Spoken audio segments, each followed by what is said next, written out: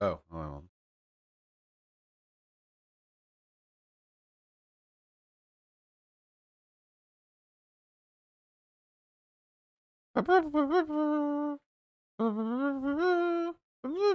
You all can blame Hyena. They took a while to get their computer out. All right. Hello, people.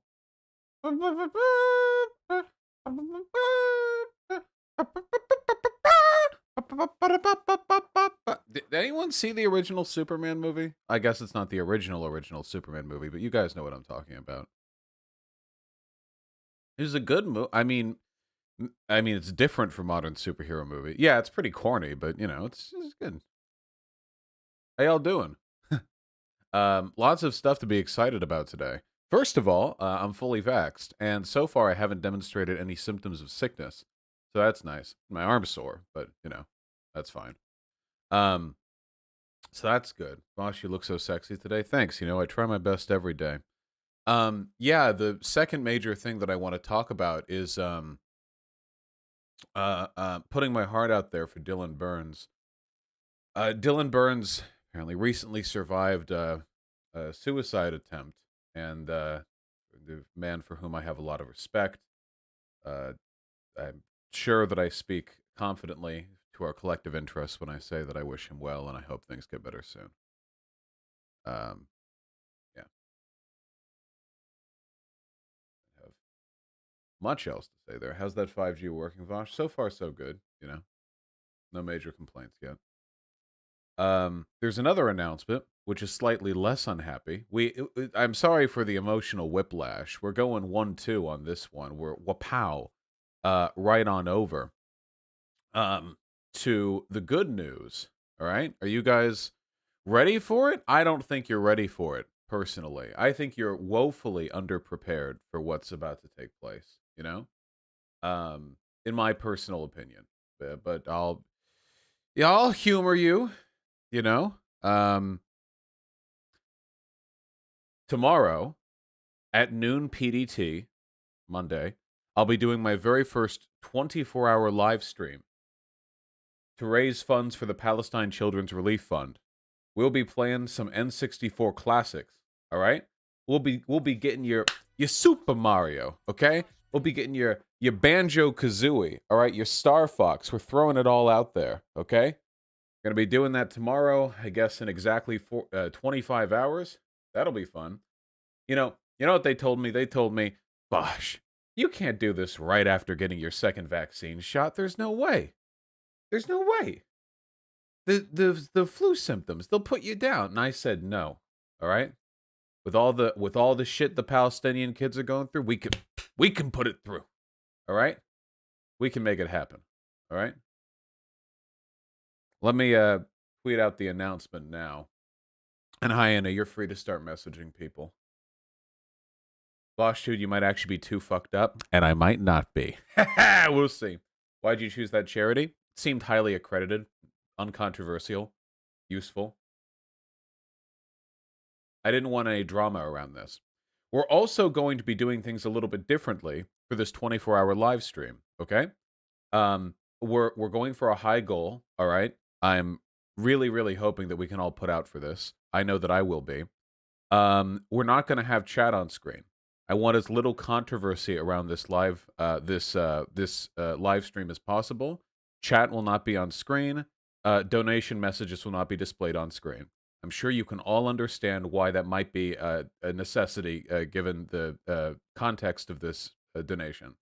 I will still be looking at chat and talking with chat the entire time. Off screen. Critical distinction there. I'll be sure to keep it entertaining, don't you worry. Everyone find that agreeable? I'm sure we all do. Yeah, yeah.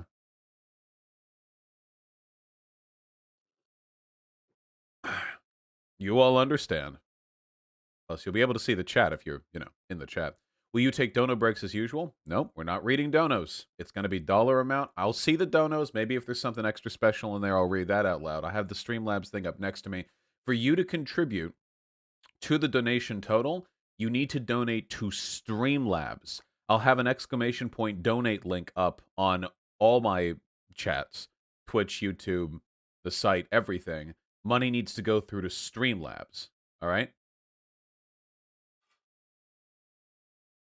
I read donations best as I can when the opportunity presents itself, but it won't appear on stream.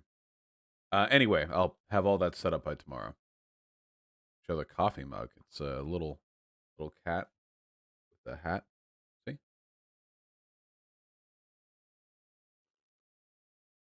That won't work. People will use super chats and shit. Good. That's my money. Donate to Streamlabs, dipshits. I'll have a reminder on screen, okay? I'll literally have exclamation point donate to contribute on screen somewhere. And then all you have to do is hit exclamation point donate, and you will be provided the instructions necessary, okay? We'll make this as easy for everyone as possible. Streamlabs donations are incredibly easy to do. Isn't there a way to make super chats go directly to a charity? The number of charities that can do that are limited. Synchronization is difficult, and also super chats take 30% for YouTube. Streamlabs only takes 3% plus a flat amount per donation. Probably work out to around 6 to 7% in practice. So better to put stuff through there. Sound agreeable? What's the goal for tomorrow? We play video games. That's the goal for tomorrow. We're going to play so many video games. Can you add up the super chats and donate them anyways? Yeah, I probably will. But to make the counter go up. Oh, wait, the goal for tomorrow, the money goal, $10,000. But I want to break past that. I want to break past that.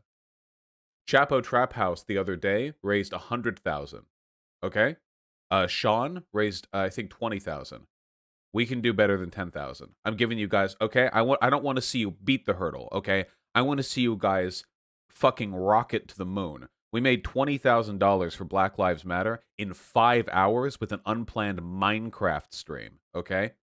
I spent 3 hours yesterday working together all the emulator stuff. Emulators to games, which I do own, by the way.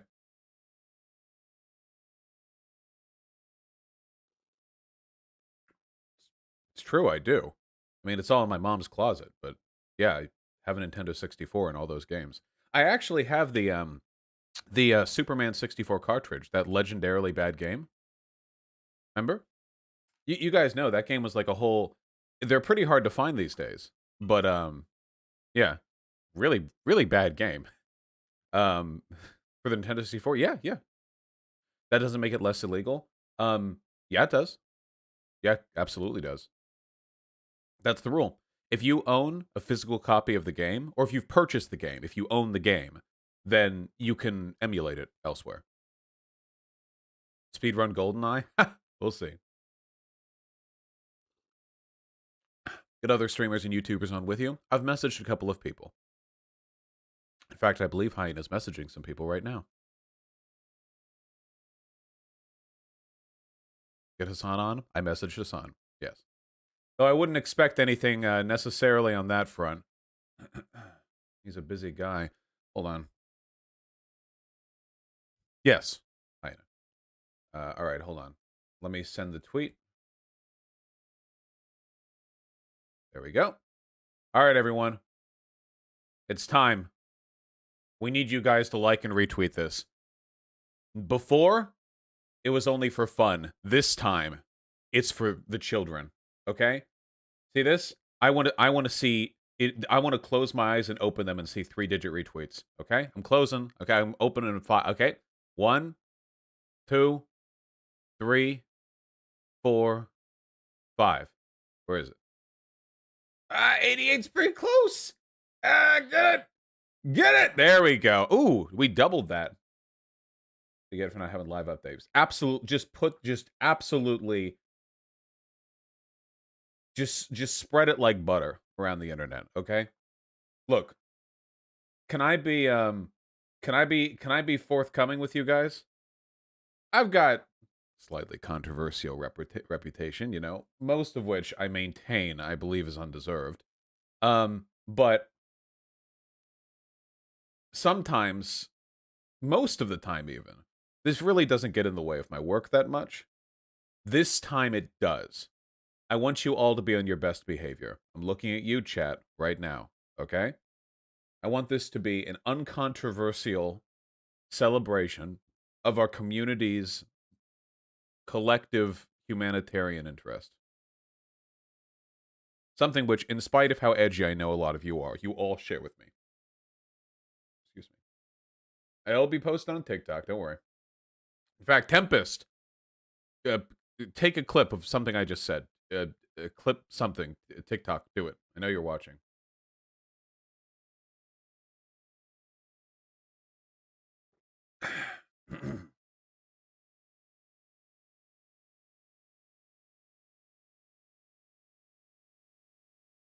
Vosh, what happened to the boundary around the face cam?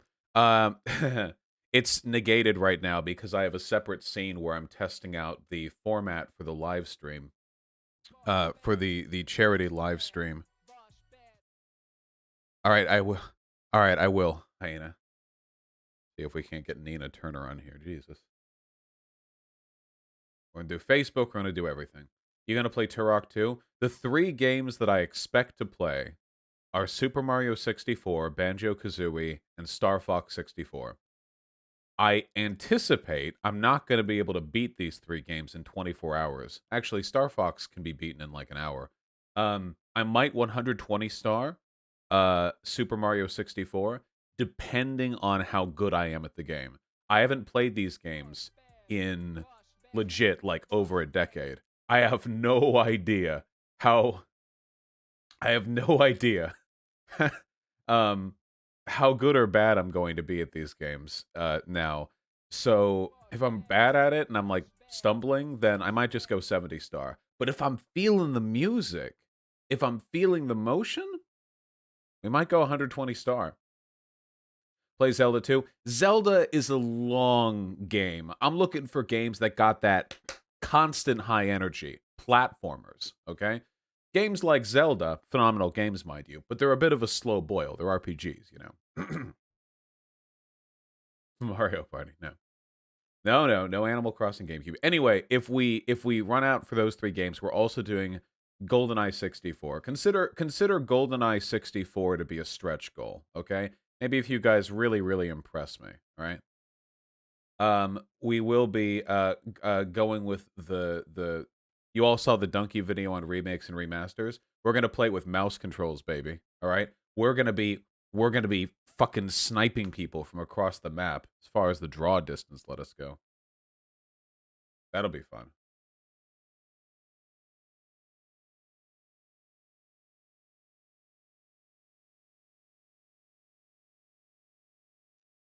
Anyway, I'm excited for this, so try not to. Should we get rid of controversial emotes? Don't matter. Stream's not gonna have chat on it. Could a donation goal be putting on the Kigu? Oh no, it's gonna be so warm in here without the Kigu. I'm gonna melt if I have to put the Kigu on too. No. It's gonna be so warm in here. I have to have the it's 24. I've never done a 24-hour stream. I hope I can do it. I hope I have like the constitution to do it. You know, I'm not maybe if I was like still in college. Pick up caffeine pills. We got to get 5-hour energy. Does 5-hour energy make you shit? Doesn't? Yes? Yeah, I thought so. Caffeine tends to do that, doesn't it? Yes, no? Yeah, the longest stream I've ever done is 11 hours, but that's a standard Hassan stream. We're going to go the whole run. The whole goddamn run is what we're going to do. Anyway, we all get the gist? We all understand what's going to go on? Now, we do have some segments today, though this is going to be a shorter stream because I have a lot of prep work to do today. Somebody in chat said the IDF provided evidence that the Associated Press tower in Gaza was affiliated with Hamas. Can you provide that evidence, please? I just want to make sure that I have all my cards in order before I cover that particular piece of information.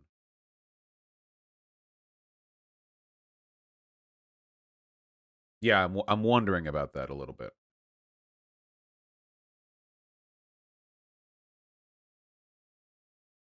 A nice archery craft. Have you seen Destiny's invitation? Didn't he say to debate me on Palestine or housing policy or something? What? No. I saw a clip that was provided. I don't even know if we disagree on Palestine Israel. I had a conversation with Dylan Burns, and it seemed like we agreed on pretty much everything. And Destiny also had a convo with Dylan Burns. It seemed like we pretty much agreed on everything. I feel like Destiny and I would have the same opinion on this if he wasn't obsessed with triggering the lefties on Twitter. And as for the housing policy, am I going to debate him on whether he backpedaled in a conversation with another No, what? Ridiculous. That'd be a waste of time for both of us. I mean, like, what would that even be? No, Jesus. Um, Israel showed U.S. smoking gun at Hamas and AP office tower, officials said. We showed them the smoking gun, proving Hamas worked out of that building, a source close to Foreign Minister Gabi Ashkenazi said. I understand they found an explanation satisfactory.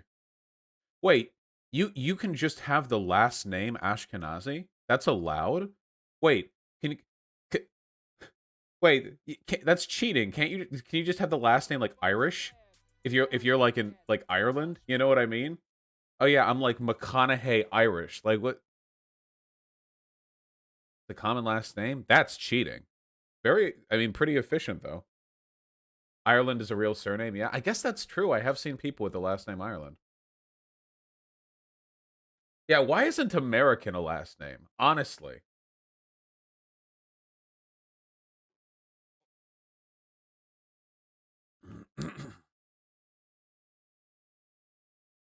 because it'd be too based. Let me brief this article really quickly. Make sure that this is the Realio Delio.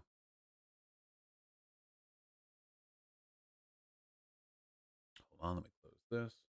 Okay, before we cover anything, sorry about my missing cam border. You're all just going to have to suck it up for today. Here, I'll move it there. Okay. Um.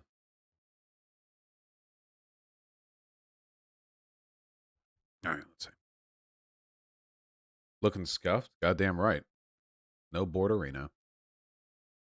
How'd you lose it? Do you really want it back? I don't even know if it's going to be aligned properly. Hold on. Yeah, it's not. See. Hold on.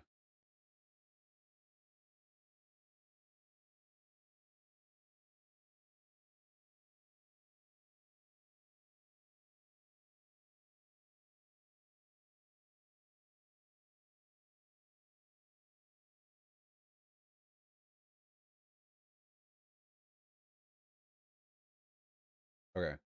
Does that work? Wait. You good? Okay.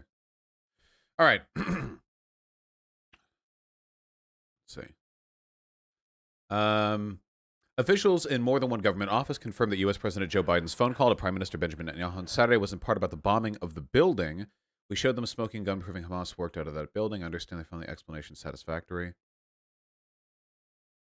Wait, are they not going to show us the evidence? They're just saying they talked with Biden? That's it? Wait, real? It's still a pixel off on the bottom? Okay, one sec. Let me just there. Okay. I'm a little bit nervous about tomorrow. I've never done a stream for that long. Also, I'm a little bit nervous because like can I have a heart to heart with you guys? Are you guys ready for me to have a heart to heart with you? Really share our feelings for a moment, okay? So one of the things that's really really cool about big charity live streams is everyone getting together, you know? Like everyone getting together.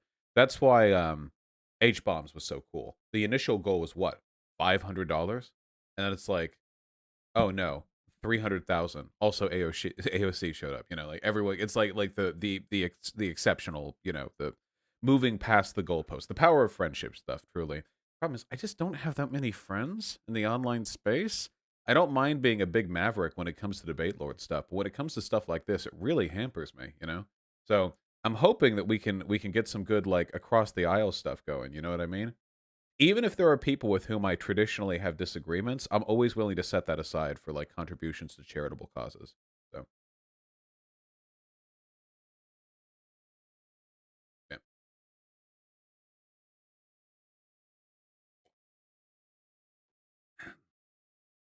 Even people like Hakeem. Sorry, not genocide deniers, okay? I'm not bringing on genocide deniers so they can contribute money to a charity trying to fight off another genocide, okay? Sorry, my apologies. I wasn't clear and specific enough. I'm not going to have somebody come on and be like, yeah, you know, what's happening to the Palestinians is like really horrible, unlike what happened to the Kurds, which was justified and even good. Yeah, no, that's okay. We're no, that's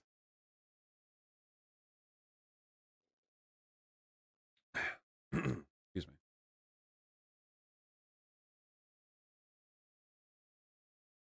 I have messages on. Okay. I feel like this coffee is no longer at tasty temperature. Doesn't Abigail Thorne hate Vosh? I hope not. I don't think I've ever done anything to wound Abigail Thorne. Um, but yeah. Well, everyone hates Vosh, so you know by default maybe a good thing. Though she did unfollow me though on Twitter, so very sus, very bum bum bum bum bum bum bum. You know, very mogus.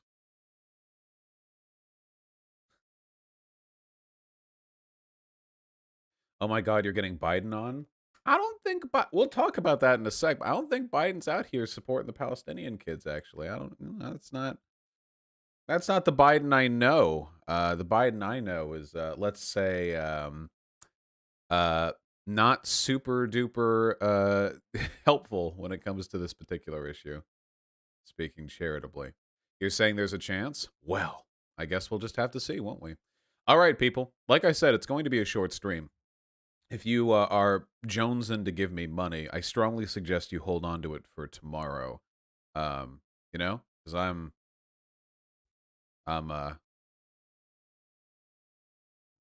looking forward to it.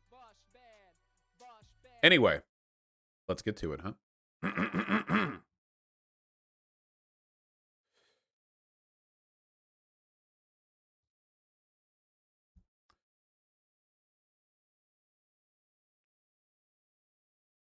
So, in the ongoing, you know, people say conflict between Palestine and Israel, like it's some kind of back and forth thing. In the ongoing slow boil of a genocide that's taking place in that region of the world at the moment, something particularly egregious took place just recently. As described by Eddie Snowden, I get to call him that because we're good friends. Israel just intentionally destroyed press offices in Gaza, giving only 1 hour's warning. Associated Press president was, quote, horrified that the Israeli military would target and destroy news organizations in Gaza. Imagine this was your home. It was IDF fighter jets that struck this building. Apparently, what took place was they gave the residents of this building exactly 1 hour to evacuate. Now, I want you to imagine, I mean, really, really imagine, okay? You're a journalist. You were born in America. You traveled over to Gaza so that you could report on the very relevant geopolitical shit going on over there, okay? And you get an alert. You get a call, all right? You have 1 hour. Your building is about to be turned into rubble, okay? You have computers here. You have servers here. You have people. You have stacks and stacks of paperwork. These are you have an hour to take the contents of this building out of the building and move it a great distance away, far enough away that the rubble won't hit it. Terrifying, legitimately terrifying. And the attack of press is something that authoritarian governments have long done and justified. Now, of course, the IDF claims that this was not an attack on the press. I mean, just attacking Associated Press. Why would they? No, no, no. They say that Hamas was working out of this place. See, here's the IDF Twitter. Keep in mind, the IDF Twitter lied about a ground invasion of Gaza literally 2 days ago, so we're not exactly talking a super reputable source on the matters at hand. After providing advance warning to civilians in time to evacuate, IDF fighter jets struck a multi-story building containing Hamas military intelligence assets. Source? Trust me. The building contains civilian media offices, which Hamas hides behind and deliberately uses as human shields. Now, of course, the Associated Press claims that in their time there, they have seen no evidence of Hamas operations within the facility. But I mean, the proof here is overwhelming. We actually have a building highlighted in red. I mean, look at that. Huh? Now, somebody in chat provided me this article. This is from the Jerusalem Post, which, again, I'm being charitable here, not exactly an unbiased organization on this, which claims that Israel has showed the United States a smoking gun on Hamas in the AP office tower. So claim the officials. Unfortunately, the proof is never provided here. Even though it's in very hot demand right now, all they say is that the proof was provided in a conversation with the White House. Okay. All right. The Associated Press's top editor is calling for an independent investigation into the airstrike that destroyed that housing building, which housed. Sorry. Also, the broadcaster Al Jazeera. My apologies. We're not just hitting the AP here, and other media. So I don't want to get all conspiratorial here, but the IDF is known for lying about this stuff. So I think that I'm well within my rights to speculate a little bit on, let's say, alternative explanations for this. Okay. First and foremost, let's say there are Hamas in that building. Wouldn't giving an hour heads up also let Hamas leave the building? I mean, we're not talking about some enormous, like, military base where they have, like, tanks they're hiding that would take time to leave with. If Hamas was operating in that building in a subtle enough capacity that the Associated Press never would have noticed they were there, couldn't they have also evacuated the assets? What assets could they have not evacuated? Do they have like fixed anti-air emplacements? I'm actually asking, chat, do you have any speculation? What what could Hamas not have removed in an hour? You know? I don't really, I'm genuinely asking because I don't really know. If there's some kind of infrastructural, maybe like a tunnel entrance or something like that, that the AP knew nothing about, because you can't move infrastructure, of course. A large brick supply, perhaps. I genuinely do not know. Now, it seems to me like there is a slightly more likely explanation for why the IDF has done what they have done here. Given their propensity for attacking press and UN facilities in the past, I think they're trying to put the spook on the press. I do believe that. Maybe there ends up being egg on my face in the future, but if there is, I think it's on the IDF to prove that I'm wrong. I want an independent investigation on that airstrike. Okay? I think they're trying to spook the press. Because, hey, for decades now, the presence of international press in Gaza has made Israel look really bad. Okay? Israel does not like it when press are in Gaza. Remember back during the BLM protests when the police were arresting American journalists that were covering the scene? Exact same thing. They know they're doing some nasty shit, and they do not want cameras present at the scene. Okay? It's the exact same principle. All right? So, with regards to this, I do believe this is oh yeah, there were Hamas in your building, bro. They were using you as a human shield, bro. Hey, by the way, there is no building in Gaza that we cannot airstrike. There is no building in that area of the world that we do not have the power to level, okay? Keep that in mind when you're reporting here.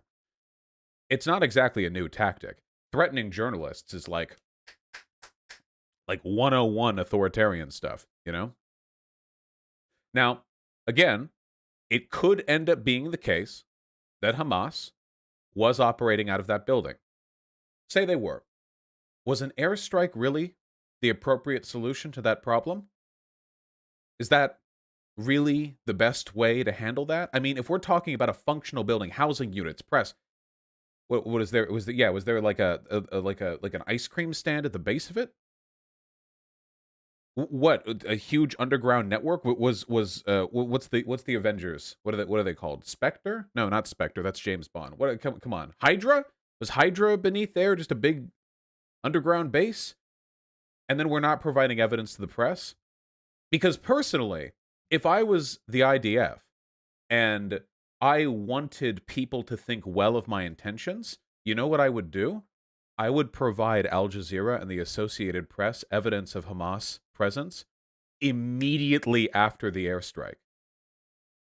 Like, don't you think that would be a really good optics move? You know what I mean? Like, hey, get out of there. You have 1 hour. And then the moment they're out, you're debriefed. Hey, listen, here's the evidence that we had. Like, if the evidence that they had was just airstrike, there shouldn't be any harm in showing it, at least to a journalistic outfit. I mean, they have standards for the release of information. They can censor and, take things with a degree of confidentiality. It just, this to me, I don't like it.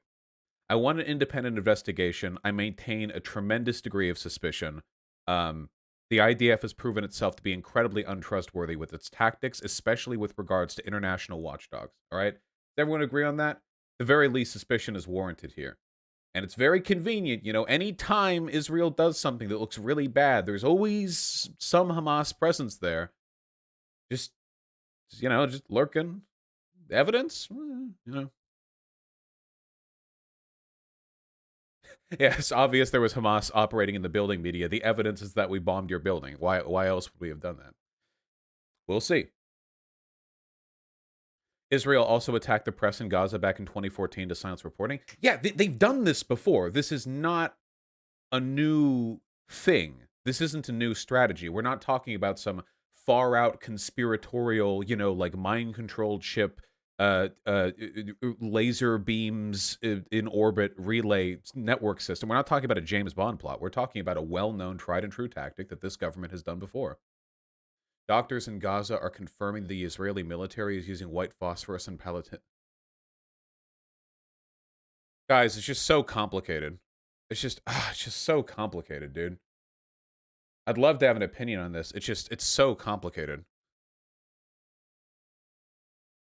Do you know what white phosphorus does to civilian populations? Who here has played Spec Ops The Line? There was a whole video game about this. Do you have any idea what this does?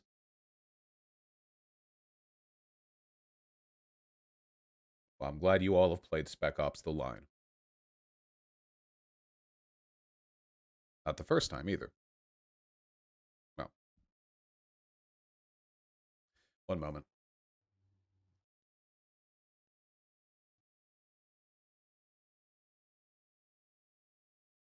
Israel has insisted that its use of white phosphorus in the conflict was permitted under international law and that it sought to avoid unnecessary civilian deaths in Gaza.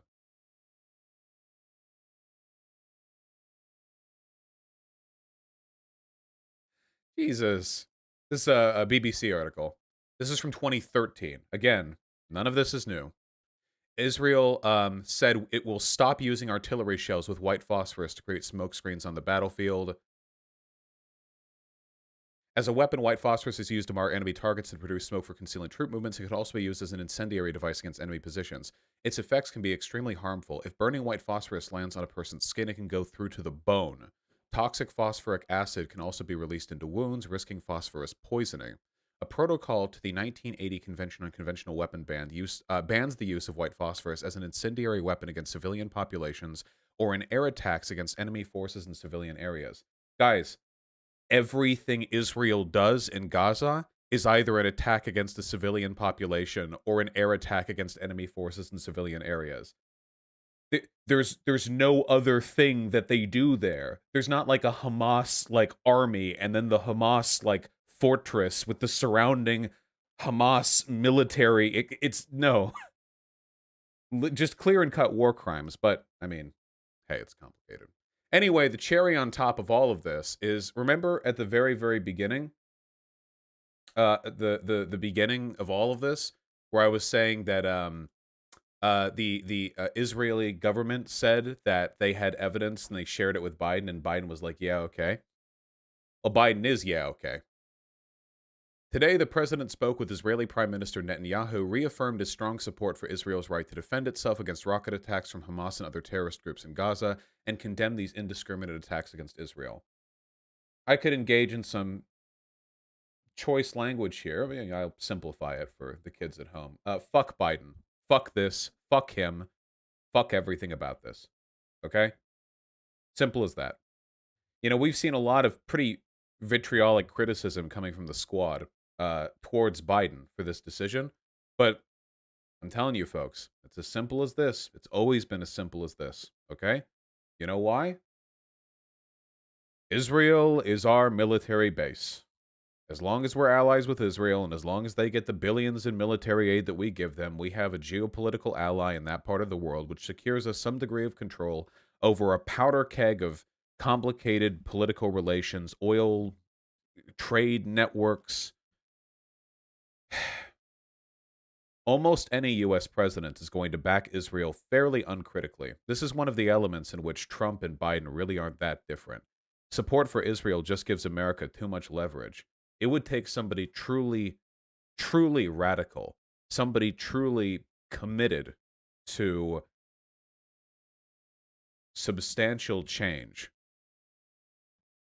to drop that relationship. This is not something you're going to get with the liberal. Sorry, folks. It's not. Look, Biden's done some good since becoming president, but there are limits to what he can do. A lot of the fairly milquetoast social democracy reforms that he has put through seem really good only because they are being compared to the atrocious standard to which this country holds itself.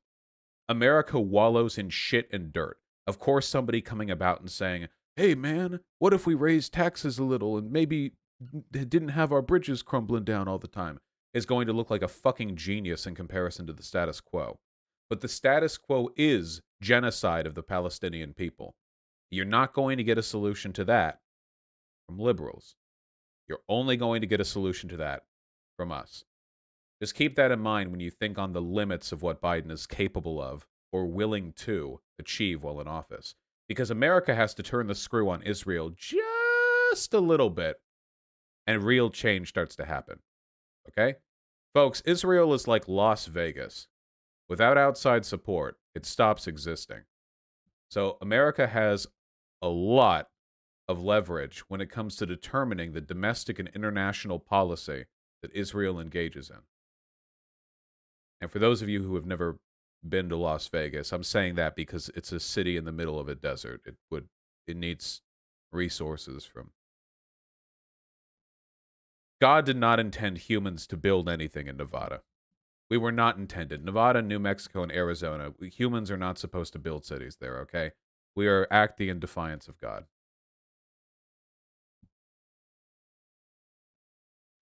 Vosh, why are you criticizing all liberals? Liberals in Europe tend to be critical of Israel, this American problem. Because liberalism, in this respect, here in America, trends towards geopolitical interests that favor American militarism. Even anti-imperialist Trump was doggedly pro-Israel.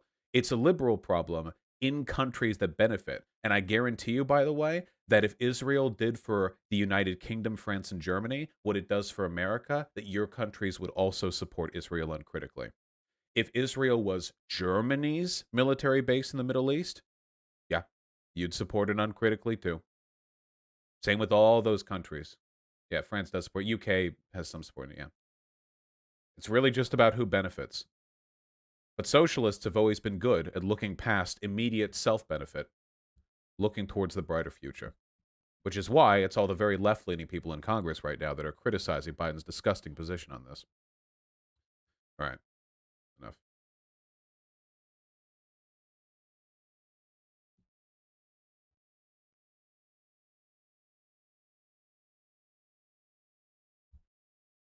Nice. How do we feel about that? Did that feel informative? Did we feel like we're invigorated with knowledge?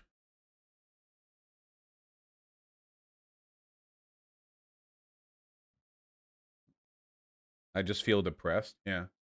The for a time I really did think the whole Israel Palestine thing was again, you know how I keep making the joke it's complicated? I want to be clear. Geopolitical solutions are incredibly complicated. What I'm making fun of is the idea that this is morally complicated. It's really not. If you want to, you can just go and look at UN resolutions and just see a litany of UN condemnations of Israeli. Like you could, like it's just war crime, war crime, war crime, war crime, war crime. Just over and over and over and over, just constantly back since the '60s. As like you can just look through it, it's like wow, this is super not complicated morally. It's a lot more complicated if you're religious. Maybe for you. I don't think being religious means you get to do get away with doing war crimes, personally. Report on Israel attacks on media centers before Associated Press. Yeah, Palestinian reporters have always been on the chopping block because there's less international condemnation for their for attacking them. Amid continuing violent clashes in Jerusalem, what year is this from? Oh, wait, this is from 2 days ago. 3 days ago. Amid continuing violent clashes in Jerusalem with Palestinian reporters among the victims and Israeli Air Force attacks on media outlets in Gaza City, Reporters Without Borders. Wow, that is a interesting thing to say. Condemns Israel's disproportionate use of force against journalists who should under no circumstances be treated as parties to the armed conflict. Do you guys remember that degenerate, low IQ piece of shit Michael Tracy? The person who came on here and had the spine density of a fucking piece of wet paper mache, who argued that journalists shouldn't get special protections against police or military? We need to have him on again. I can be way, way, way meaner to him this upcoming time. I really like being mean to people like that. I'll handle all those people, Hyena. Wasn't he crying about being attacked by a Tifa? Isn't he was the guy who got like lightly shoved by some like 85-year-old woman?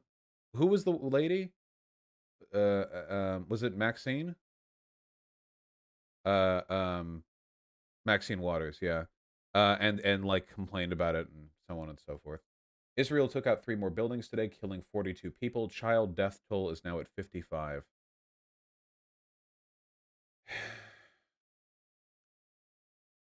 Well, that's what we're raising money for tomorrow.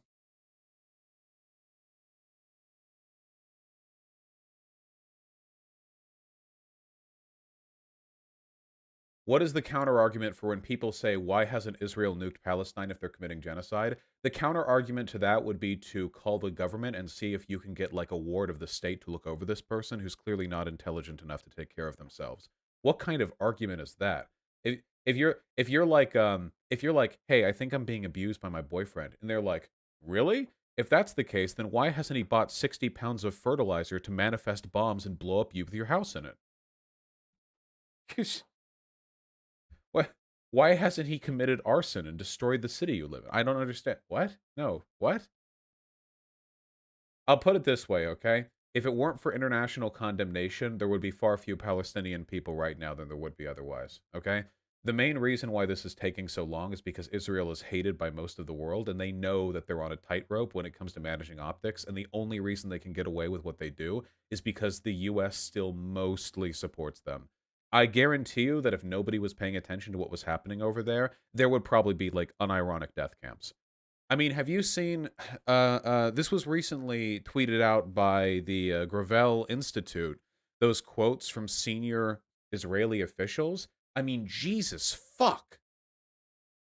Palestinians are beasts. They are not human. From then Deputy Minister of Religious Services and current Deputy Minister of Defense. What's so horrifying about understanding the entire Palestinian people is the enemy. They are all enemy combatants, and their blood shall be on all their heads. Now, this also includes the mother of the martyrs who send them to hell with flowers and kisses. They should follow their sons. Nothing would be more just. They should go, that should the physical homes in which they raised the snakes. Otherwise, more little snakes will be raised there. Current Minister of Justice. The Sudanese are a cancer in our body. We will do everything to send them back from where they came. Current Minister of Culture and Sport.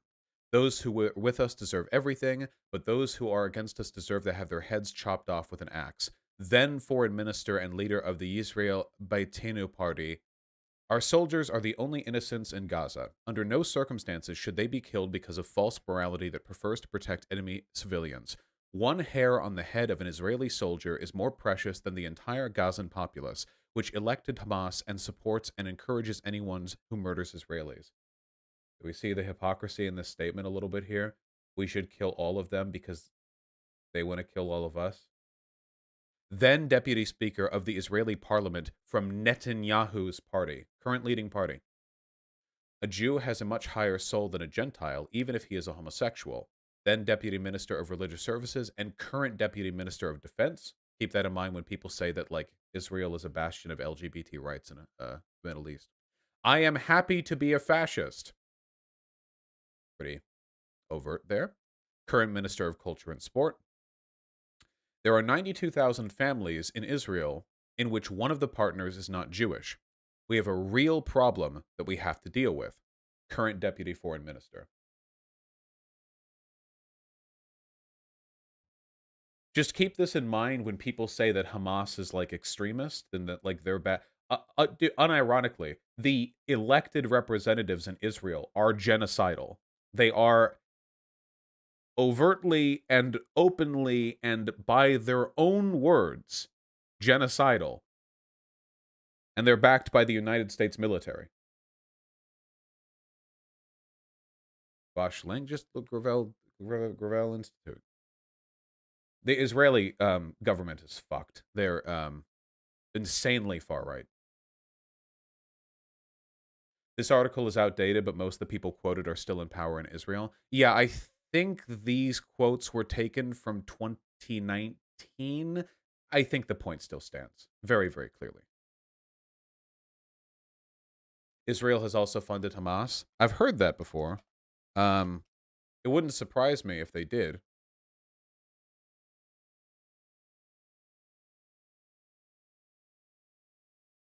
I would need to look more into it. How Israel helped to spawn Hamas. Backed through funding. Hold on.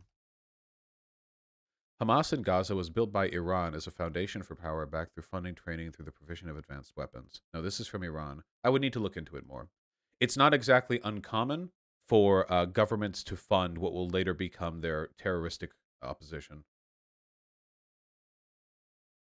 How did they get from being actively exterminated by fascists to being fascists? This is one of the hard truths that it took me a while to learn. Being oppressed doesn't make you any less likely to be an oppressor yourself the nanosecond things turn. It's the reason why I don't like it when people on the left engage in racism against white people, as frivolous and harmless as it often is. It's the reason why I hate it when women are like, fuck men, I hate men. Men are just, I don't like that either. I don't like the black separatists either, or the bastardization of the Black Panther Party in the modern era. I don't like any of that because it may be the case that now, today, first of all, it just makes you a shitty person. But second of all, it may be the case that now, today, the oppression you engage in, or the oppressive attitudes you demonstrate, are meaningless and harmless. But you don't know what tomorrow will look like. I mean, it's bad for its own sake, but bigotry is bad. Bigotry doesn't become better because it's ennobled in the minds of the oppressed. It doesn't make it more acceptable. The thought process is incorrect. You've made femoid jokes? I have. The reason why I make jokes like that is because I think a lot of people who are turned off by SJW virtue signaling find it disarming. For me to be like, haha, yeah, women, imagine being a woman, haha. But then I like talk for 4 hours about progressivism. I have never made arguments in favor of sexism. Every time I talk about it, in fact, I make arguments against sexism. When I talk about men's rights or feminism or sexism or incels or what have you, it's a litany of like modern feminist critique, which is explicitly pro gender equality. The jokes that I make, I think, are pretty clearly not. If there are people who are moved to sexism because of my jokes, then I apologize, but I feel like I do a lot to counteract those effects. You know? They're tactical, is what I'm saying. um, what I'm saying. I will later, Mr. Kazuma. Thank you. How do you feel about the word? I can't say that on Twitch. But can I? I don't even know. STRAGGOT. Um, I just think it makes you annoying. I'm be real with you guys, okay? If you're a queer person who unironically thinks that you're cooler than straight or cis people, it's pretty cringe, okay? I get like the play jokes, and I've done it too. Like, imagine being straight. But like, I think some people actually believe this. Like, holy shit, get over yourself. Being gay isn't a personality.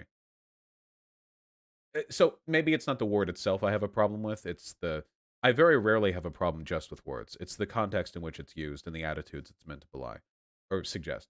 Um, yeah, yeah. Being poly is not a personality. Being gay is not a personality. Being trans is not a personality. Um, I've actually seen. Wait, I have a hot take. Okay, I've actually noticed this a lot online, especially with younger people, that there are a lot of people who make being trans like a big personality trait, and it ends up keeping them from ever feeling comfortable in their new identity because not their new identity, but in the presentation of their new presentation, their transition, because the transness itself is something that they're attached to, like the concept of the transition, so they never fully acclimate to having become transitioned, and it like locks their mind like a couple years back. Does that make sense? I've noticed a couple of people that seem a little bit like this. Yeah, yeah. I'm not saying this is like some super duper massive thing. I just think if you make an identity out of the journey, it's hard to arrive at the location, if that makes any sense. I mean, I guess life is a journey. There's no getting over that, but you know what I mean, right? As a certified old trans, I see that so much. Yeah. I'm not on Twitter, so I don't know. Oh, if you're not on Twitter, then you're fine. You're totally fine. This take is only warm. There are people in chat acting like this is a super hot take, but it's really not. I don't think. I don't. It, if anyone's trying to like get offended by that, I don't know how you could get offended by that. There's not really anything. Not really anything there that's even remotely offensive. So, normal temperature take. Yeah, cut. Then don't hype it up that much. I do it to test you people, okay? When I say hot take incoming, I want to make sure that you're actually responding to the take and not to the title before the take. I think most people that make their sexuality their personality, it's just them having their adolescence later in life because it was denied earlier. Give them time, don't be a dick about it. I'm not being a dick about it. And by the way, you saying that, you've never been in West Hollywood, my friend. Trust me, I have met plenty of 35-year-old white gay men who have been out gay for 25 years and are still insufferable with how obnoxiously, like, my personality as being gay is. Look, I love the gays. I'm just saying, have another personality. Take a fermenting alcohol. I don't know. Take a hopscotch. It, something. It's a thing you do. Get a hobby. Um, yeah. Be gay and cringe. Yes, of course. We're all a little cringe. Yes, yes. We'll do certainly. Certainly. You better have a personality by the time you're 30. I would hope people have a personality by the time they're 30. Yeah. You all get what I mean, right? You all know what I mean. I really think owning your own cringe is the most Chad thing you could do. Sure, we all deserve to be at least a little bit cringe, yeah. But you should have a personality, right? What's a personality? Um,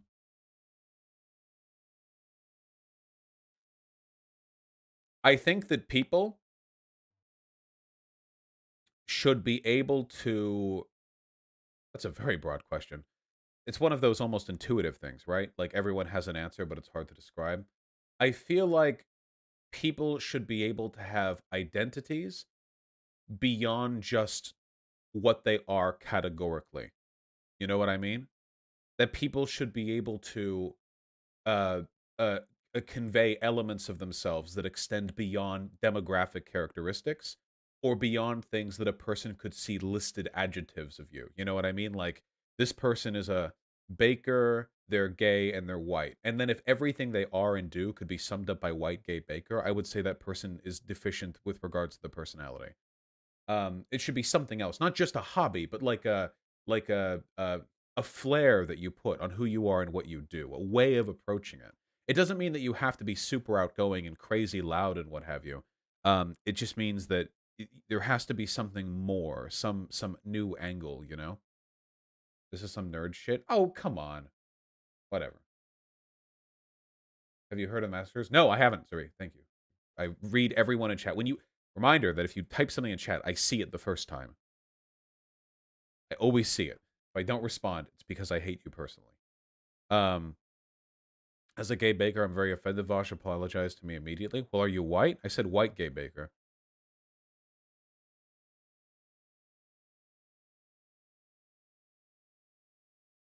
I Vosh, have a good day. Hello. Yes, hello to you all too. I haven't met someone who unironically hates the cishets. Like, I know plenty of young queers, and I am myself. No one is like that. No, there are people who are. They're not like a huge, like, massive threat to society, but there are people who are. It's unhealthy for them, too, by the way. Keep that in mind. If you know, like, there aren't many people like this, but they do exist, like a gay person who hates straight people, or a well, most of the people who hate white people are also white themselves, so there's that too. Or like a trans person who hates cis people or what have you. Most of the reason, most often the reasons why they do and act that out is because there's some kind of trauma response that they're trying to process and failing to do so. Um, you know? Because I've known a couple of people who unironically do the reverse bigotry thing, and this isn't a justification because bigotry is bigotry. It doesn't make it okay. It's usually because they've been victimized at some point in their life, or at least they've been made aware of a collective victimization against a demographic they belong to, and it hurt them, and they're trying to deal with that. And the way they're dealing with that is unproductive, to say the least. Again, this isn't a justification, but I think that's often a reason why that happens. You know? Are you ever going to react to Kyle Kalinski's response to you? I'm going on his podcast to talk about it.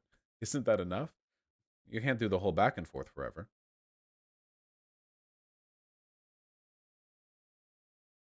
How many times do I have to say this on stream? Are you people kidding me? This is like the fourth time I've met. Watch my live streams. Jesus. Watch all of them. Stay here always. Christ. Yes, on the 27th, I'm going on the podcast. Do I need to tweet everything so there's a permanent record that you all can see? No, you be willing to bet a third of you don't even look at my Twitter. Oh, hey, speaking of, okay? I'm not joking around with this shit, okay? You guys are shaming me right now. Why is it that Hassan can tweet on stream and instantly get 10K likes? You people can't even crack 3K. I want to see some goddamn likes and retweets on this shit. We're doing a 24-hour live stream to raise money for the Palestine Children's Relief Fund starting tomorrow at noon. I want you people to get... We literally have 4 times as many people watching as are the current number of likes on this. Go, go, go, go, go, go, go. Jesus. Trying to get as many eyes on this as possible. Go. You. I'm looking at YouTube chat right now, and somebody said, Vosh, you've literally blocked me. Make another account. Then go. Go.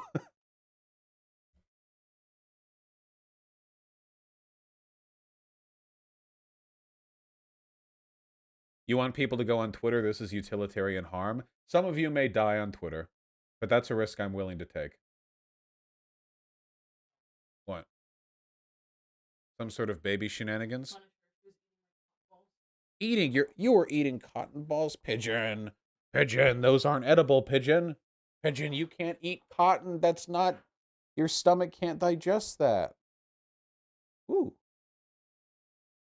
God, you're ugly.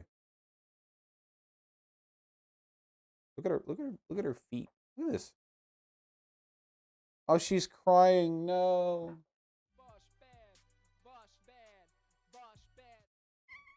Yeah? You don't really believe that, do you?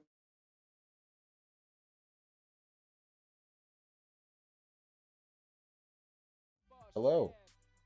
Eat.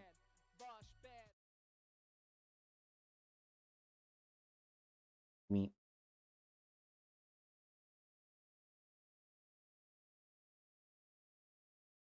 Uh-huh. Yeah? Eat. Yeah?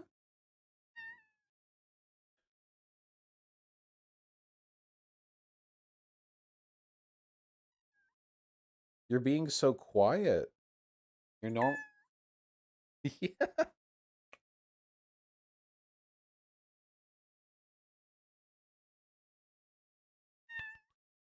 All right. All right. Yep. Okay. Hello. I guess she's just chilling here now. Oh, whatever.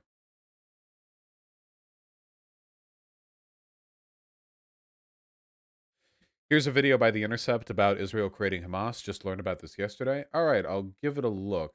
Hold on. Blowback, how Israel helped create Hamas. All right, watch later. I'll give that a watch. Thank you very much. I was having a conversation about whether sex is a social construct. What a coincidence. That feels like it's about to be the subject of the segment that we're about to do. And then we'll read donos. Donos next. Bosch, how is your back? Guys, it's so PogChamp, okay? For years, I've had latent back issues. They've up and down, you know, worse or less. But I'm like 2 weeks now into physical therapy and my back already feels better, which is really, really awesome, you know?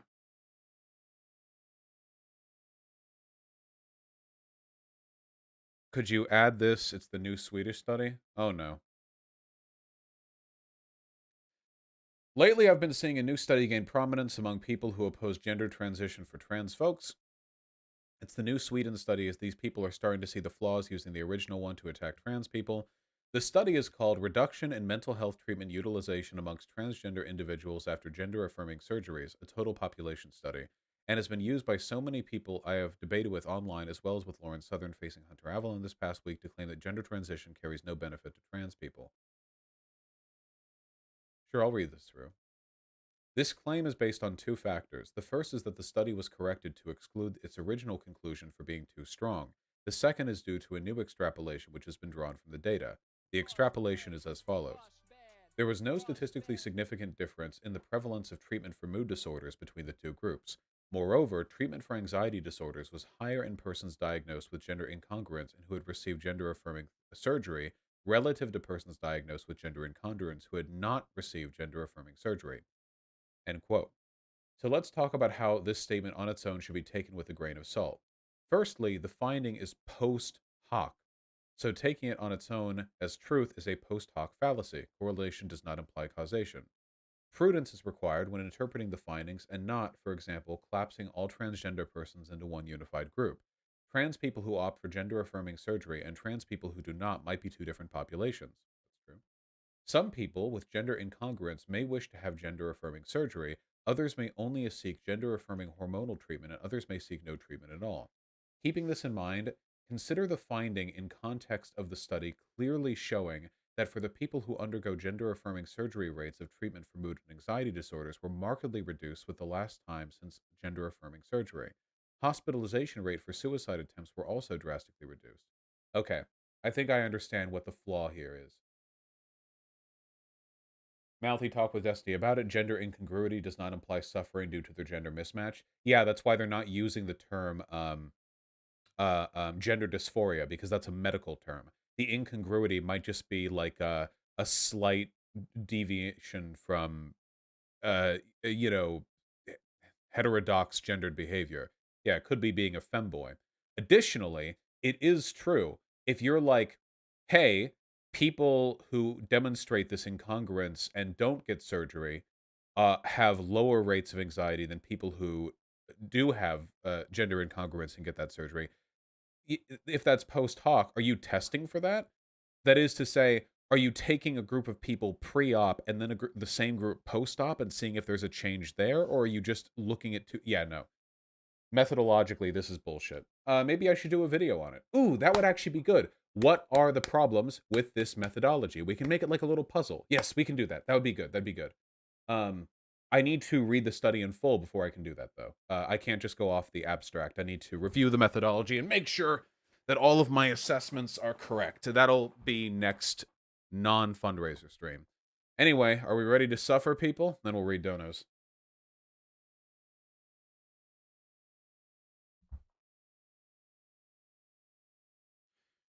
This channel has been around for a while, and have I made a video on it before? I genuinely don't remember. Freedomtoons, all right?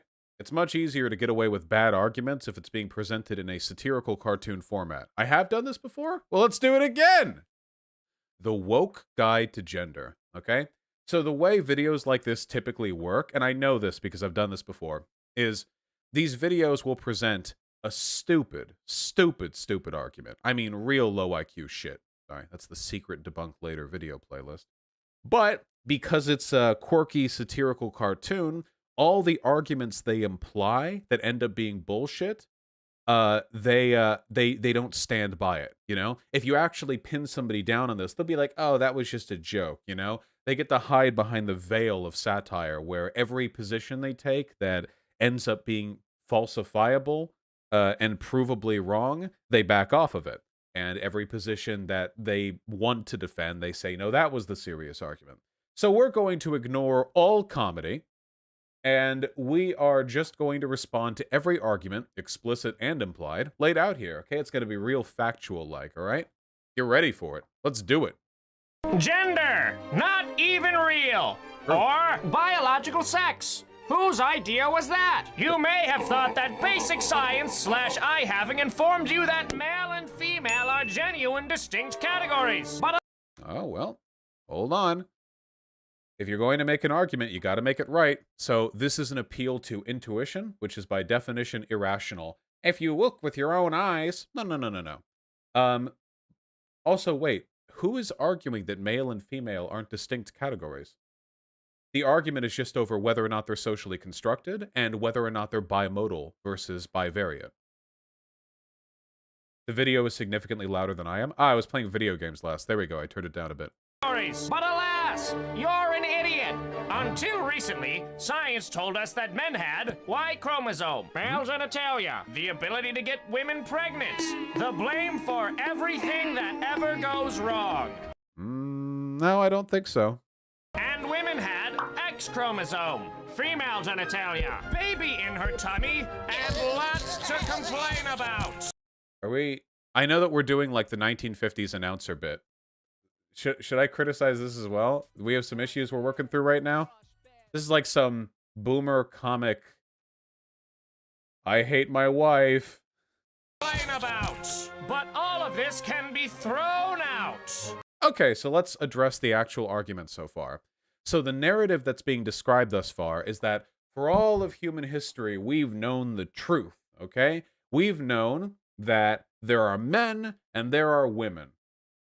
Now, I noticed this video hasn't really described the difference between gender and sex, so I'm going to assume the person who made this video doesn't think there's a difference. If you're interested in understanding what this guy is so upset about, it's that the past several decades of thorough biological scientific research has determined that what we previously considered to be bivariate is actually bimodal. See, we can do a little chart here. Hold on. We're going to pull up the paint stream really quick. So, scientists used to believe, well, I guess everyone used to believe, okay, that men and women, let's make it a little thicker. There we go. Men and women were like this, okay? Boop, boop. See, 2 points, all right? You have the X drawn with a mouse, Y, and you have the X, just like that, see? You had about 50-50, more or less, you know, and that's how people thought about it for a while. Now, of course, people don't think that anymore in the scientific community. This binary sort of understanding of sex. Now, what people tend to think of it as is bimodal. A mode means a point in the data which has the largest, the greatest number of cases attributed to it. So in this case, now we're looking at something a little more like this.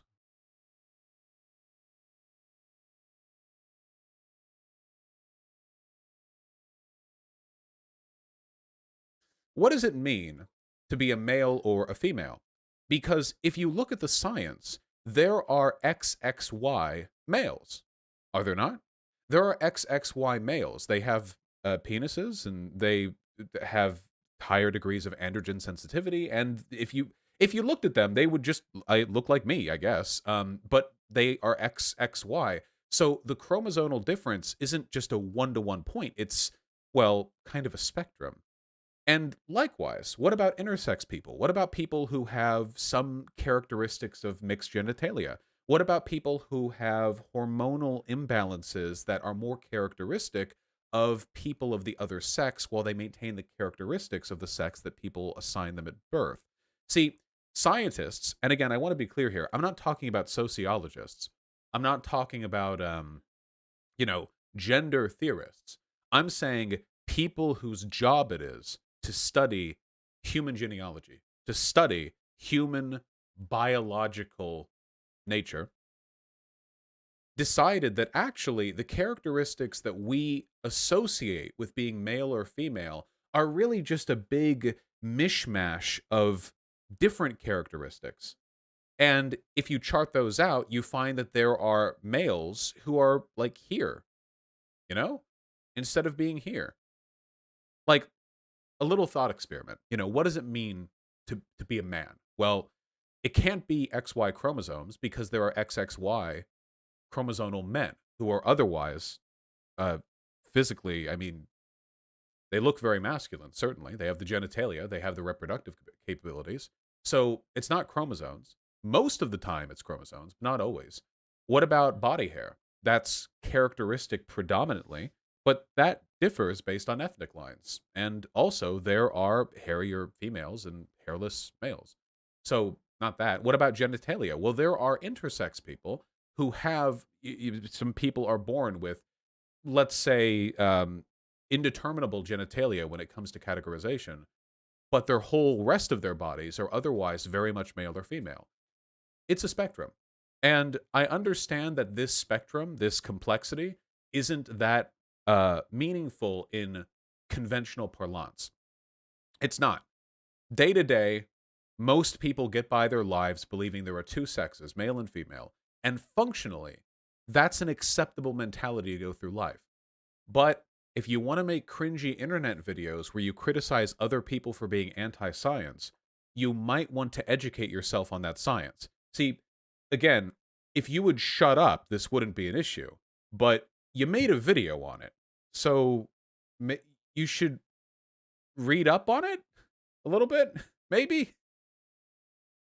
The funny thing is, trans people almost never talk about sex being bimodal. The trans stuff is about gender, more so than sex. This is called the woke guide to gender, but we open with a spiel on chromosomes. So this guy is going to be conflating sex and gender the whole video, which is something I'm going to have to keep pointing out. Another, let's say, betrayal of this person's ignorance on the subject. Why? Well, first and foremost, those last things on each list were stereotypes I wrote as a joke, so let's just examine the first three. Some men lose their anatomy, and they're still men. Also, some women are infertile, but they don't stop being female. Also, there are... hold on. Wait. Hold on. This reminds me a little bit of the Sargon argument.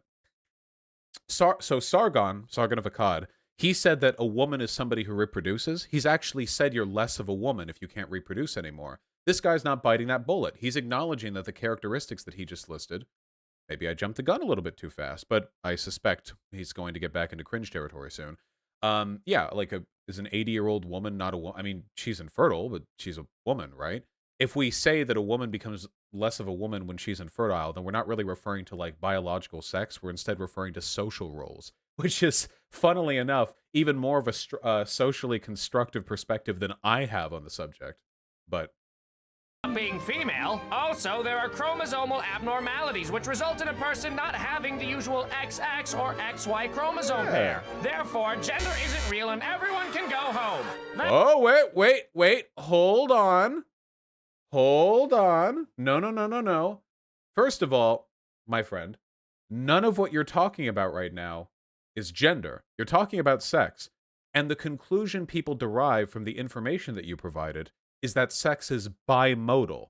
That the vast majority of people fit on the two, like, modal positions, but some don't. Like this fun individual with the, is that mascara or eyeliner? I don't know the difference between makeup. But this nice person demonstrates it doesn't always fit on the modal points. So it's that sex is bimodal, not that gender isn't real. Now, there are arguments being made for gender being a social construct. Sure. But that doesn't logically follow from what you provided. Pair. Therefore, gender isn't real and everyone can go home. That's right. Not every man is identical to every other man and not every woman is identical to every other woman. Therefore, sex is a meaningless category which will... Wait, you just said gender, now you're saying sex again. I'm sorry. Okay. If If you're critiquing an ideological framework, you have to use definitions from within that framework. So this person's trying to critique like woke gender ideology. Fine, do the critique. But you can't make that critique if you can't distinguish between sex and gender. You lose the ability to make that critique. Because now, like, I have to spend, instead of like acknowledging arguments that you've made, you're not even operating within the framework, you know? It would be like if you were trying, it's like you're a religious person and you're trying to convince an atheist that something they're doing is wrong, and you're using biblical arguments. Even if you believe your arguments are valid, they don't even apply. So if you're critiquing the woke gender ideology thing, all this does is make you look like kind of uneducated. Which is funny, because if you're willing to acknowledge that sex is bimodal, you'd think you'd be willing to acknowledge that sex and gender aren't the same thing, but okay. All right, let's see. Will only be done away with when we finally overthrow men. This is No. Okay. No, come on. how definitions work. For example, you may think a dog is different from a human because they walk on 4 legs, are less cognitively sophisticated than us, and don't use toilets. But guess what? Some dogs have 2 legs, and in California, humans don't use toilets either. I found some exceptions to the rule of a limited definition, so I guess the differences between species is a social construct after all.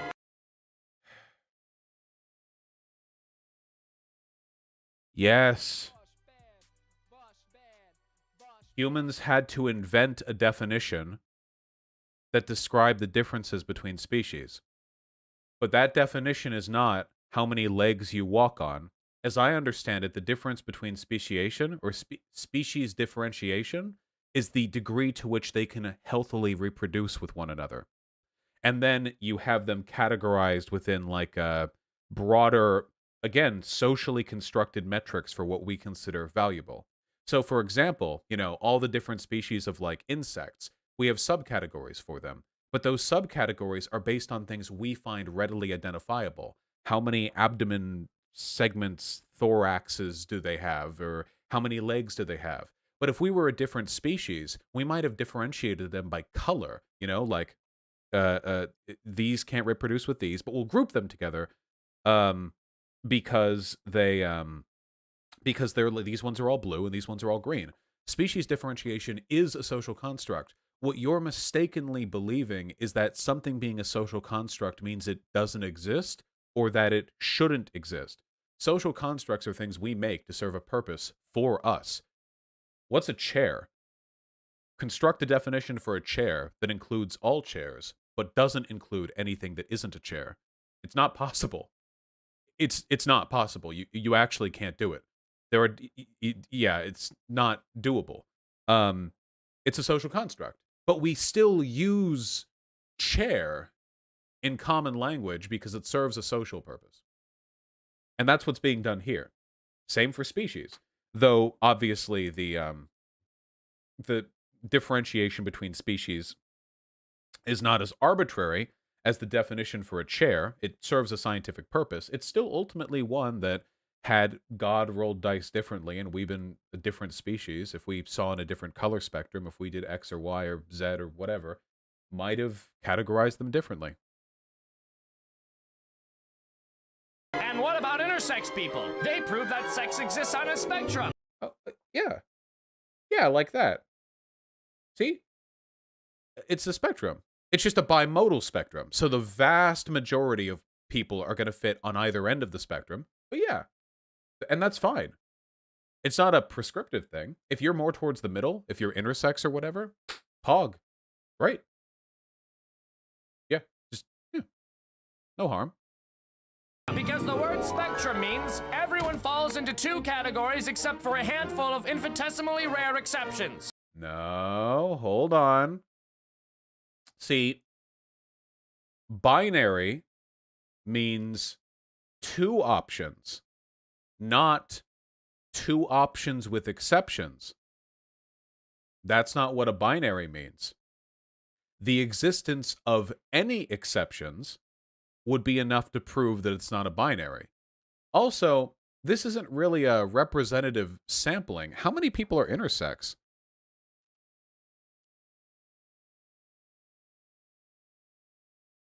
About 1 to 2 in 100 people born in the United States are intersex. Holy shit, that's quite a few people. So how many people are in each of these blocks here? We've got 3, 6, 10, 13, 16 to 20, 26? 26 times 6, 10, 14. 26 times 14 times 2. So 26, 50 times 14, roughly. 15 times 50 times 14, so 500, 500, 700? About 720 people. 728? Thank you, chat. Sorry. So 728 to 1. When in reality, it would be more 50 to 100 to 1. That would make this look a little bit different, wouldn't it? Also, intersex isn't the only category of person who fits in between the two bimodal points. You know? Yeah, first of all, if we're talking globally, we're talking like tens of millions of people. That's a lot of people. And second of all, you don't have to be intersex to not be on either of the bimodal points. Because the argument scientists make is that because sexual categorization is based on a ton of characteristics, deviation from a few of those characteristics can also be enough to push you further towards the center of the spectrum. I mean, take me, for example. I'm 27 years old and I look like this. I know people my age who are femboys. In many identifiable ways, they're less male than I am. Not less of a man, but in terms of the categories associated genetically, biologically, with being male, they're less that than I am. Depending on how you categorize it, you know? I mean, the person in the video just made the argument that you're like a woman who can't give like pregnant anymore, you know? Isn't less of a woman, right?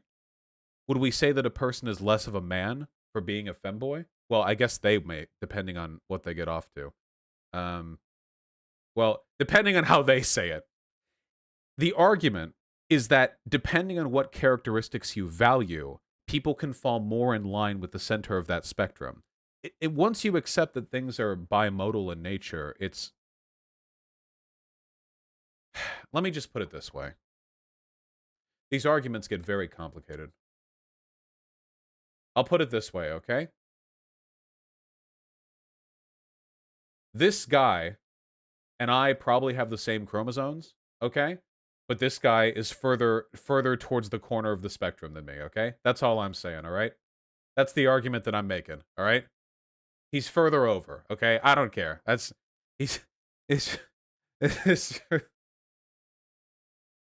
that guy is edited. It doesn't matter. He's real in our hearts, okay? Jesus.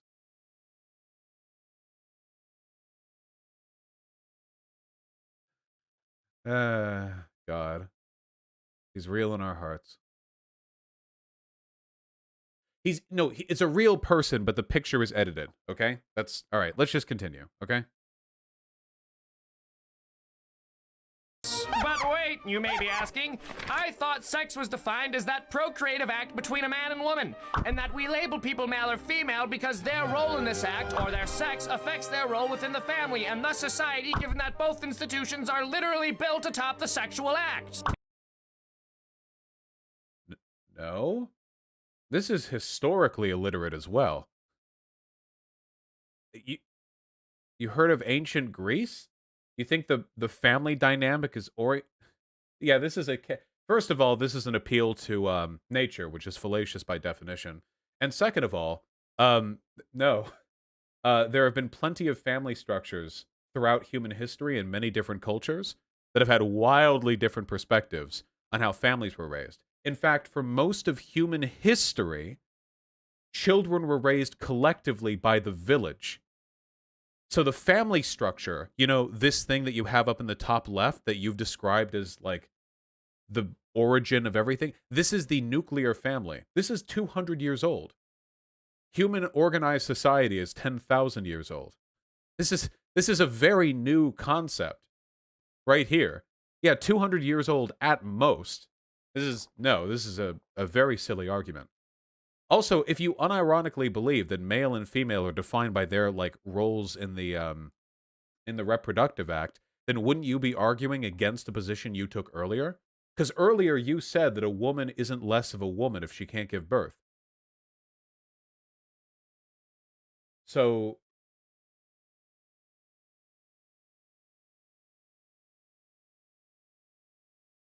which stance are we taking on this? Oh, anyway, I want to realize I misphrased something earlier. That I want to clarify super quickly. I said that a femboy would be less male. I think the more accurate language there would be that by most people's definitions, a femboy would have less male associated characteristics than myself. And that depending on how a person defines being male or how many characteristics a person associates with being male, then you could make the argument that that might move a person somewhere in the bimodal spectrum. The extent to which bimodal sex orientation is determined by social roles and by biology is, again, arbitrary, which is the reason why sex is also considered a social construct. It's true, by the way. You can talk to biologists about it if you want to. And isn't this a concrete fact which is totally unthreatened by some people's subjective view of themselves as being assigned the wrong gender? And to that... No. This is, again, an appeal to intuition. Here are a bunch of historical and social facts that are objectively wrong. And isn't this true in spite of all the crazy transes? Well, sure. Well, no, not really. As being assigned the wrong gender, and to that I say, shut up! The facts are clear! Biological sex is a social construct created... Wait, hold on. That's true. Again, this is... You can pick up a science textbook if you want. Yeah, it is. If you find that threatening, isn't that on you? I mean, shouldn't you be the one to justify why your feelings take precedent over scientific analysis? Like, why do I have to justify myself here? I'm the one casually pointing at a textbook. I'm the one gesturing at existing research. But you're the one acting with all the arrogance of somebody who's standing on top of a pile of facts. You can't even get some of the basic arguments against our positions correctly. The funny thing is, I could do a better job with this video. If I really wanted to, I could probably poke more holes in, like, the woke gender ideology that's being targeted here than he could. I'd be wrong, but I could make a much better argument. And I could probably make a better video, too. Well, I'm not an animator, so I can't do that, but I could script the video better. Created by men, and one day women are going to... Wait, hold on. No.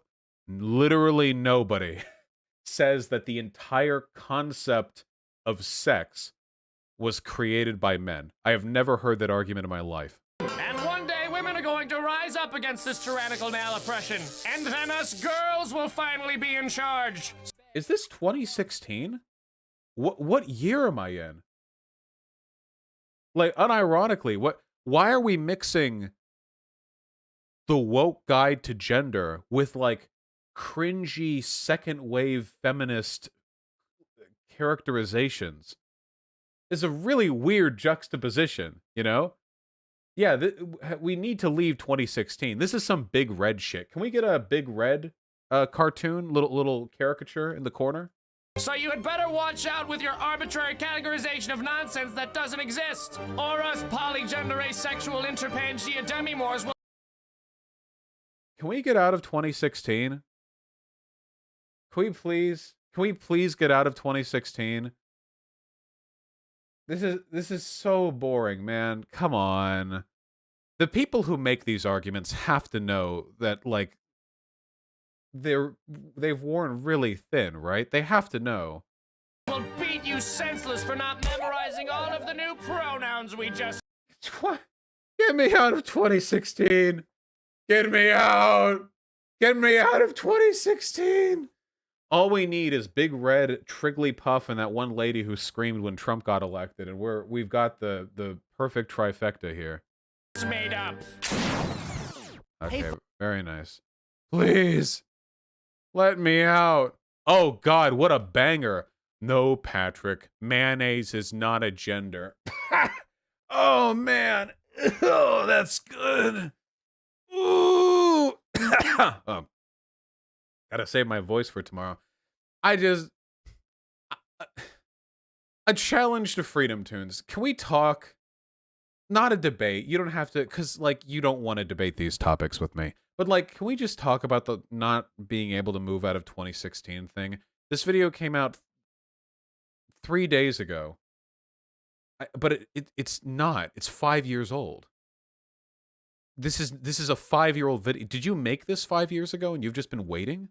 I just want to talk. Can we just have a conversation? Things just haven't changed in 5 years. The thing is, that's not really true, though. The discourse has evolved beyond it, you know? Even people like Lauren Southern understand this. Their arguments have... Even the Republican Party gets this. Most of the big conservative outlets these days are focusing on, like, child puberty blockers. That's the, like, the big...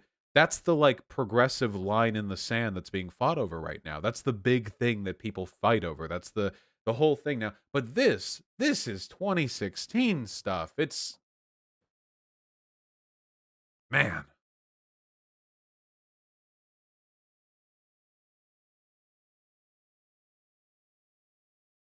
Anyway, yeah, Freedomtoons, my guy. If you want to, like, come on and talk, like, it'll be a friendly conversation. We can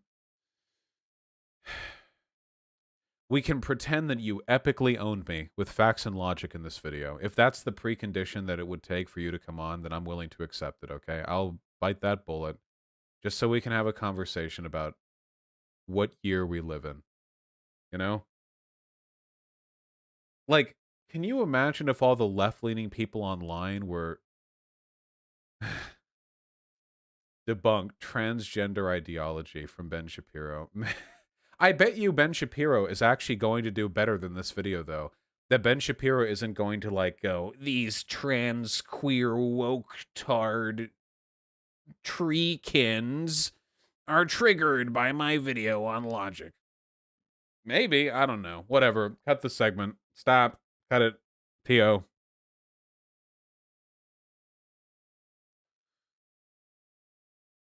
Do I have it in me for another?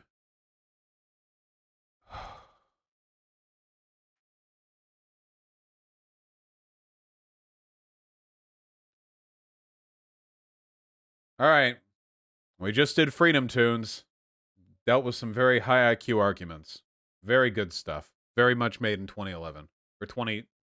You know, no, 2011. Not even 2016. 2011. And now, Ben Shapiro has debunked transgender ideology. Well, that's pretty impressive, Ben. Do you have any academic papers to submit? Oh, I see. Debunked is a segment they do. I see. To see more episodes of Debunked. Okay, gotcha. All right, let's go. The baby. You are about to watch an episode of my awesome new series, Debunked. Ben. If I do say so myself. Seriously, we are promo code Debunked for binge the entire first season peak. Oh, thank God. We had 30 seconds fewer that we had to watch. Today on Debunked, we're going to discuss a very common question. Can a man be a woman? Well.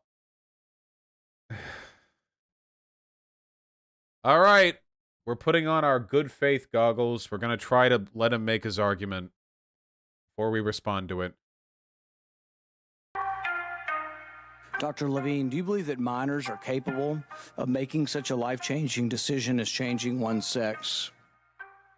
Well, Senator, thank you for your interest in this question. Transgender medicine is a very complex and nuanced field. The specific question was about minors. Let's be a little more specific since you evaded the question. Do you support... She was talking for like 2 seconds there. How? I'm pretty sure you have more time to talk. Okay. I think she was responding there, but okay.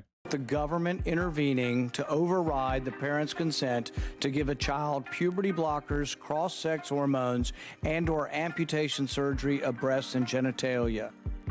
So I can just say right off the bat, this is a bad faith question because it misframes the fundamental argument.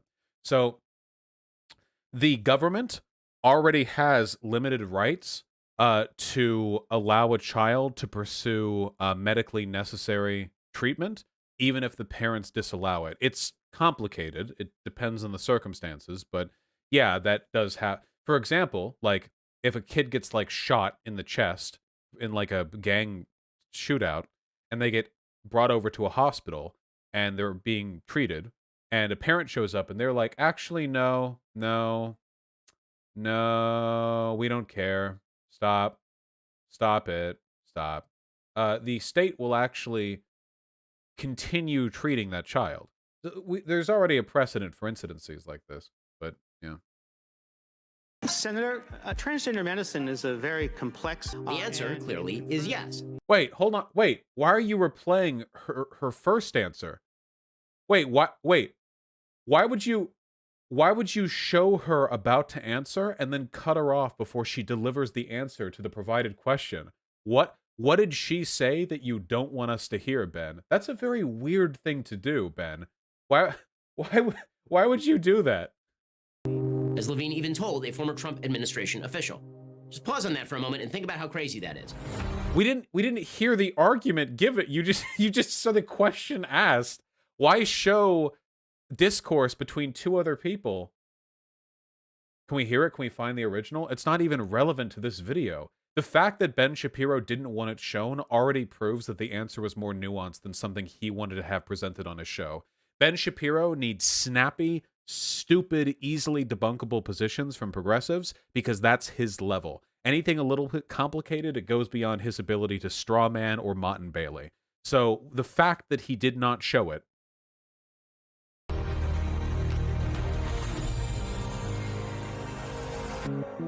She refused to answer because the questions were bad faith. Did she explain that the questions were bad faith or that there was a false premise to begin with?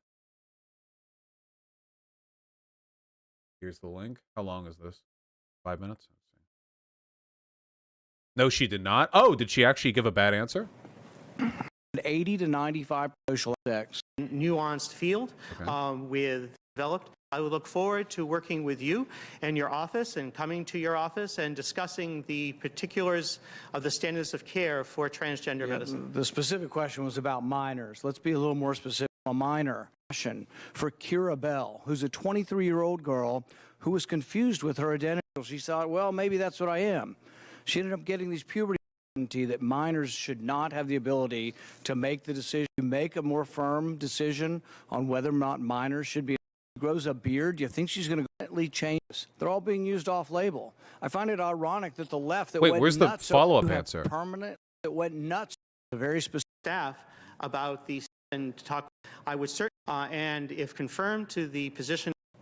Senator, transgender medicine is a very complex and nuanced field. Okay, no, she actually does open her responses both times with the same. Okay. And if confirmed to the position of Assistant Secretary of Health, I would certainly be pleased to come to your office and talk with you and your staff about the standards of care and the complexity of this field.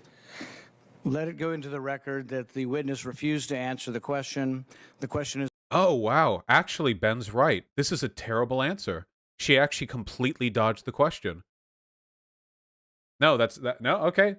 All right, that's 0.1 to Ben there. No, she dodged it. She did not answer the question. What question? The question was on young people receiving transgender care or whatever. But she didn't answer it in both cases. Yeah, 1 point to Ben. All right, fair point. It's a shitty answer. Now, I could have answered the question that was levied at her.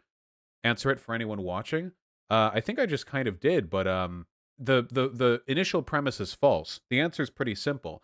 The conservative narrative here is that children are making these decisions on their own, but in reality, any time there's even a chance of a child receiving even the potential for gender-affirming care, it is after significant and extensive and long-term evaluation from pediatric psychiatrists whose job it is to decide what kinds of treatments are best for the child's health and well-being. Because untreated, these conditions, these mental states, can drastically decrease the quality of life for these children and lead to suicide in the long run. And that is why the vast body of existing medical research on the subject suggests there be this standard of care which is provided for children. Something like that. I mean, I would prepare it a little better if I was going to be part of a congressional inquiry, but, you know. Now, in the past few years, you've heard a lot of statements that sound like we must not raise boys as boys and girls as girls because we just can't be sure that kids actually have the sex assigned to them at birth. You're leading with the question there a little bit. What does it mean to raise a boy as a boy and raising a girl as a girl? And also, who talks about this? The whole they bees thing is really uncommon. The idea that that parents are raising their children gender neutral, this is an extremely uncommon thing. Um, You've heard that some people are men in women's bodies or women in men's bodies. You may even have heard that if you're a straight dude and you don't want to have sex with a trans woman, meaning a biological male, this makes you gay. I have never heard that in my life. I have never in my life once heard that. I'm sorry, I've never heard that. I'm gonna need something. I'm gonna need something on that one. I have never heard that. Now, I'd argue that if you're a straight guy, it is still straight to have sex with a trans woman, but that you're gay for not? I have never heard that. All of this is insane patent nonsense. Waiting on an argument, Ben. Males and females reproduce with one another in the human species. Oh God, the pseudo-scientific talk. The violin starts strumming. Males and females reproduce in the human species. Oh God. All right, let's do it. Let's go! We've known this for quite a while. Wow. The simple reality is that the human species is sexually dimorphic. Sex is binary. We come in two. Wasn't this the human example? species is sexually dimorphic.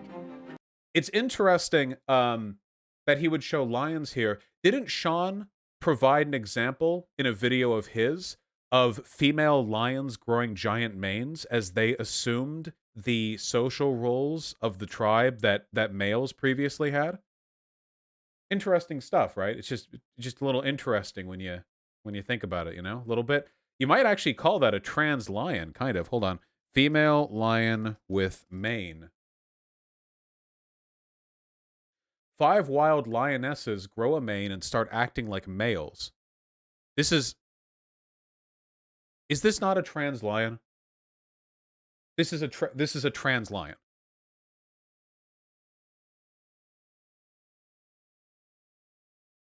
Queen shit. King shit? King shit.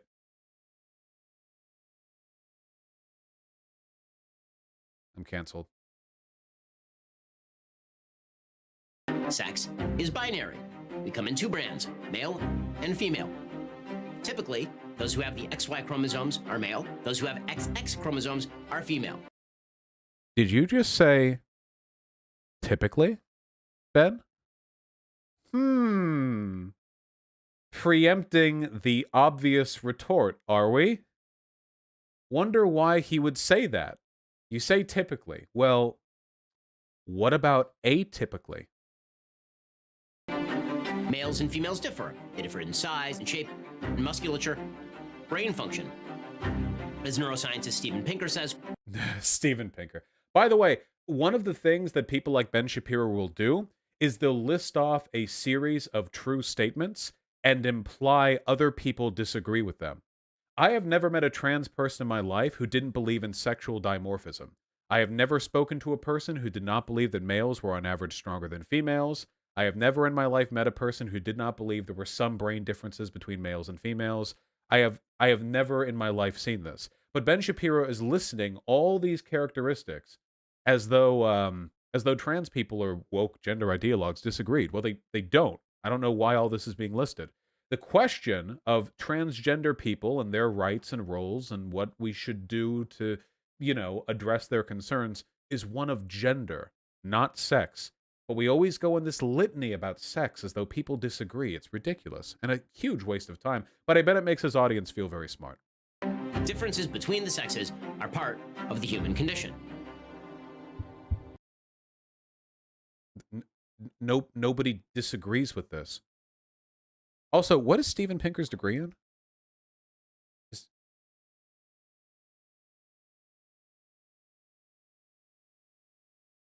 An experimental psychologist who conducts research in visual cognition, psycholinguistics, and social relations. Okay, the way Ben framed him here, like he was some kind of neuroscientist, not a... Psycholinguistics and social relations falls much closer to sociology than it does biology. But all right. I mean, this is true. Nobody disagrees with this. Are part of the human condition. There are certainly people who have anomalous genetic conditions, like Klinefelter syndrome, in which a person has two X chromosomes and a Y chromosome. I appreciate the fact that conservatives have heard this counter-argument so many times in the past 10 years that they start preempting it in their videos now. What they do is they bring up the counter-arguments and then they continue as though those counter-arguments didn't exist. And the reason he said anomalous genetic conditions is because he's about to say that exceptions shouldn't define the rule. As though, and we just did this with the Freedomtoons cartoon, you can have a binary distribution with more than two options.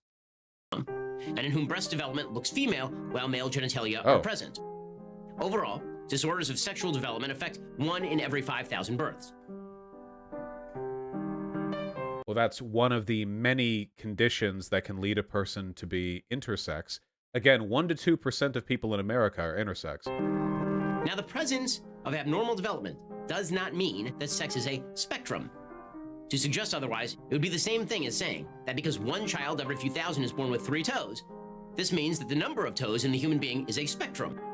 Or that Well, actually, Ben, I'm pretty sure biologists would say stuff like, generally, humans have 5 toes, but there is variance within a range of probabilities. Now, in conventional speech, we might say humans have 5 toes, and in conventional speech, we may say there are males and females, but when you're talking science, Ben, you have to be a little more specific. This is one of the problems with lay people like Ben Shapiro, which he certainly is on this issue. Yeah, my brother actually has 6 toes on one of his feet. Or on both of his feet? I forget. This is one of the problems with people like Ben Shapiro, who are laypersons to these types of arguments, trying to appeal to conventional definitions when discussing things with scientific specificity. It just doesn't work, folks. toes in the human being is a spectrum. Or that a person with 3 toes might actually be a sloth human, a 3-toed sloth human. What? All reproduction is rooted in the presence of sexual dimorphism. To pretend otherwise is biologically nonsensical. Ooh. That's why, to end a conversation on transgenderism, Wait. Human reproduction involves sexual dimorphism. You need the testes and the ovarian tubes and the blah blah. Again, what does this have to do with trans people? I'm legitimately asking because, again, like, who is it? Like, I feel like Ben Shapiro could put out a video saying trans ideology debunked, and it's a 5-minute video of him saying stuff like, a penis isn't a vagina. Pectoral muscles and breasts aren't the same thing. Jaw sizes differ between the sexes. Some people are taller than other people. Like, okay. just ask for a simple, non-self-referential definition of the terms man and woman. Wait, but now we're talking gender. You can't, wait, Ben, you can't jump from 3.5 minutes of irrelevant and somewhat inaccurate scientific speculation, gallivanting, and then jump to definitional arguments. The terms man and woman, for referring to gender, we're talking now about linguistics. When I say non-self-referential, I mean you can't say, I feel like a woman, therefore I am a woman. For advocates of biology, the answer for what is woman or what is man is simple. You can look at chromosomes, SRY genes, reproductive systems, verifiable answers to the question. Okay. So, first of all, that is a social construct. Definitions are socially constructed. Second of all, that's sex. Sex and gender aren't the same thing. You can't critique gender ideology if you don't acknowledge that gender exists. Third of all, you just listed multiple characteristics for defining a person's gender, which you just admitted have variances. So, how does this work exactly? This is a completely... these arguments are so incongruous that they're not even wrong. There's not even a point being made here. Maybe I should let him go a little while longer and see if he builds up to a point, but, I mean, how long are we going to have to wait? Look, here's a chart from the Scientific American. Now, the Scientific American is what we might call a science rag. It's a pretty presentable paper, you know? I mean, I'd say they put out some good stuff.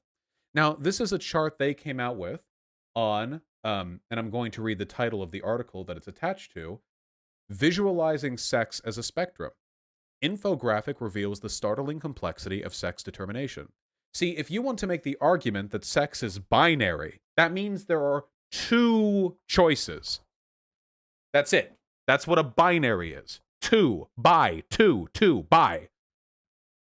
But there aren't, are there? See, if we go over here to the left, we see typical biological female. From top to bottom, we talk about the changes that take place over the course of their physical development, conception, birth, puberty, and so on. And as we go from left to right, we move from more feminine to more masculine genetic traits. Typical biological female might exist over here, but if we're looking, say, over here, we have something like Turner syndrome, XX testicular development, or sex development. Differing genital development, variation in hormones like excess male hormones, lower degrees of estrogen, infertility, etc., etc., etc., etc. See, sex is a lot more complicated than people like Ben Shapiro want to make it out to be. Because Ben Shapiro doesn't give a fuck about science. Ben Shapiro has an agenda that he wants to push, an ideological bias that he wants to enforce on reality. And he'll claim that he stands with science, but you'll notice scientists don't appear in conservative videos on gender and sex, do they? No. Political pundits do. Scientists produce graphs like this. Now, this is just one interpretation because, as I've said, sex is a social construct. Where do we draw the line here? Where exactly is the male-female line? Is it directly in the middle? Is a person right here in its own category? Does intersex mean that a person can't be male or female? There aren't right answers to these questions. It's subjective. There's no getting around that. You can't debunk woke ideology around your basic misunderstanding of these ideas. Let's let Ben run for a little while, okay? Let's go for it. For advocates of the position that some biological men are women, or vice versa, there is no standard that can be applied. A man can become a woman, or a woman a man, at any time, without any stable definition of man or woman whatsoever. So you'll notice that Ben Shapiro didn't actually provide a counter-argument to that. What he did was he said some things and expected the audience to be intuitively repulsed by it.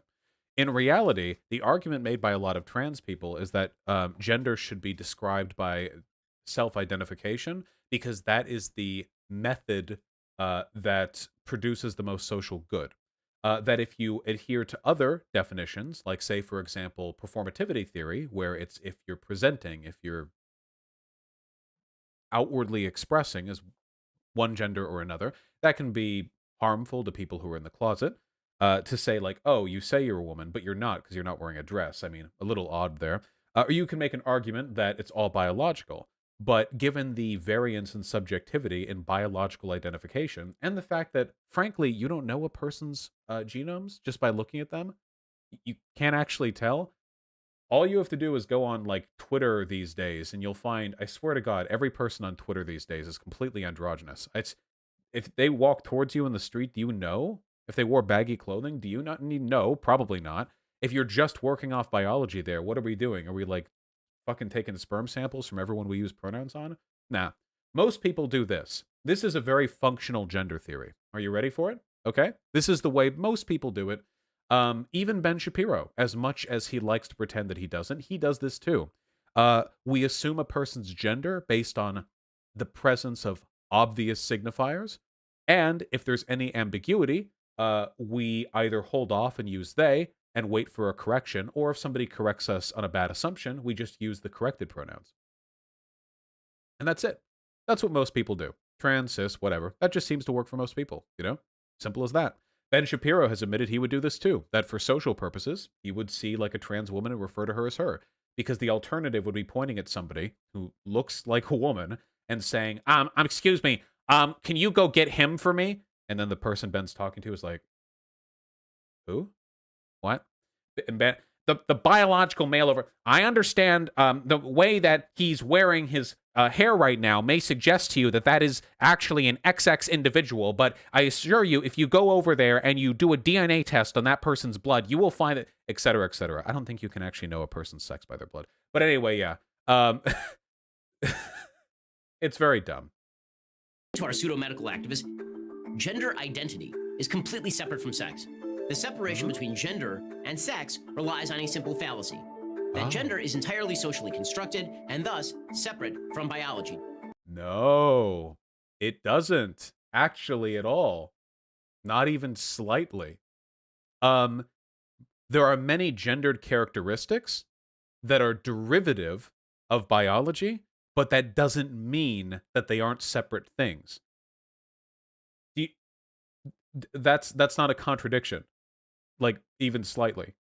For example, masculine and feminine can sometimes refer to gender or to biological characteristics. You can say that a person is masculine because of a big beard, which is like a sex male characteristic, or you can say a person is masculine because they're, I don't know, rocking a giant pompadour, which,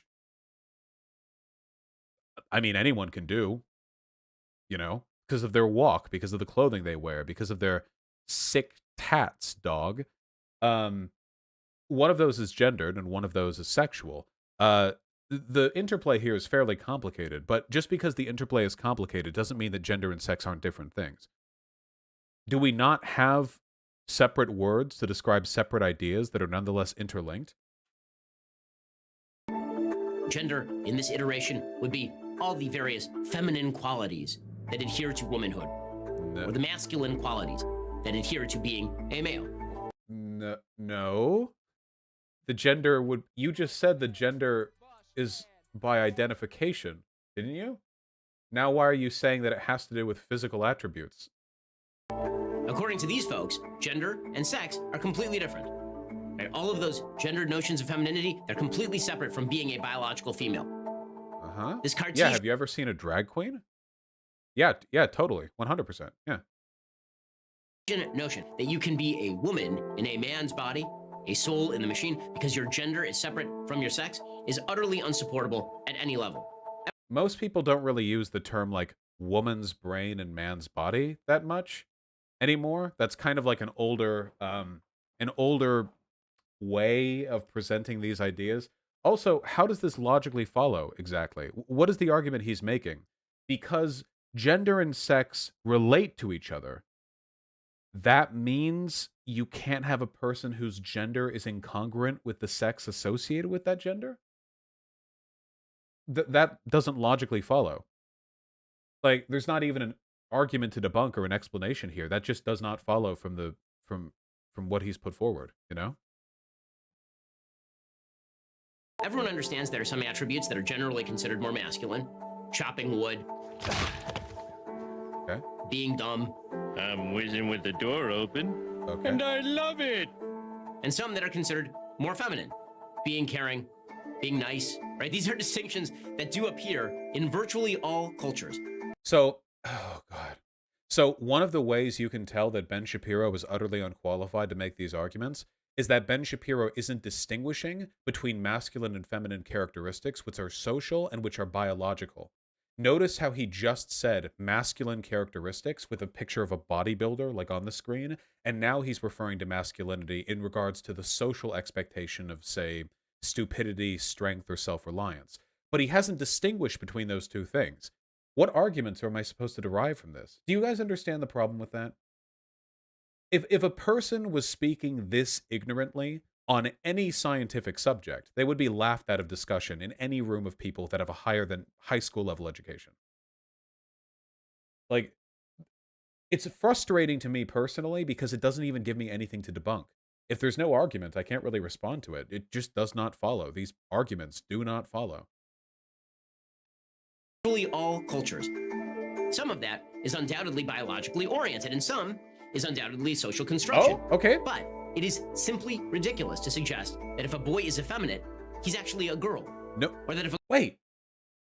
Nobody's saying that. What? He had it for a second. Who says this? Nobody says this.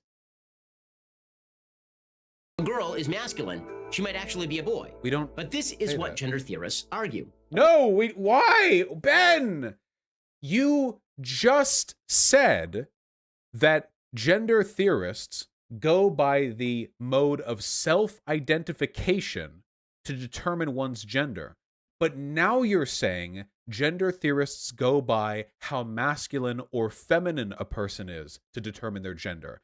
These are opposite theories of gender because one of them is entirely internal and described entirely by a person's psychology, and the other one is described by social and physical attributes.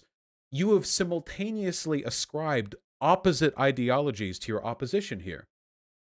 This is completely absurd. I can't believe Ben gets away with making people think that he's some kind of genius child prodigy, rather than a nasally 40-year-old who has, at best, an 8th grader's understanding of the things he criticizes. The origins of the gender identity movement lie with a professor of medical psychology at Johns Hopkins in the 1960s. His name was John Money. After twin boys were born... we're getting this one. We're getting this one, guys. We all know this one. They're getting the John Money story that has nothing to do with modern trans ideology. Let's go! After a botched circumcision destroyed one boy's penis, that boy was raised as a girl. By the time that boy was a teenager, the boy felt extraordinary discomfort because he was biologically male, and his parents told him the truth.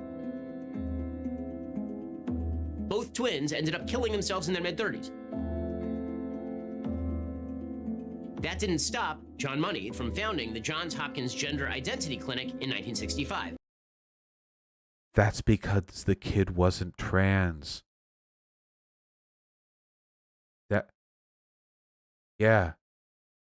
That the kid wasn't trans. This is a boy. What you're describing validates my argument. That boy had gender dysphoria. Why do conservatives bring this up? Wow, misgendering and being treated in a way incongruent with your identity led to a person's suicide? I wonder if we can arrive at any conclusions from this. This is unironic. This is being cited as an anti-trans position.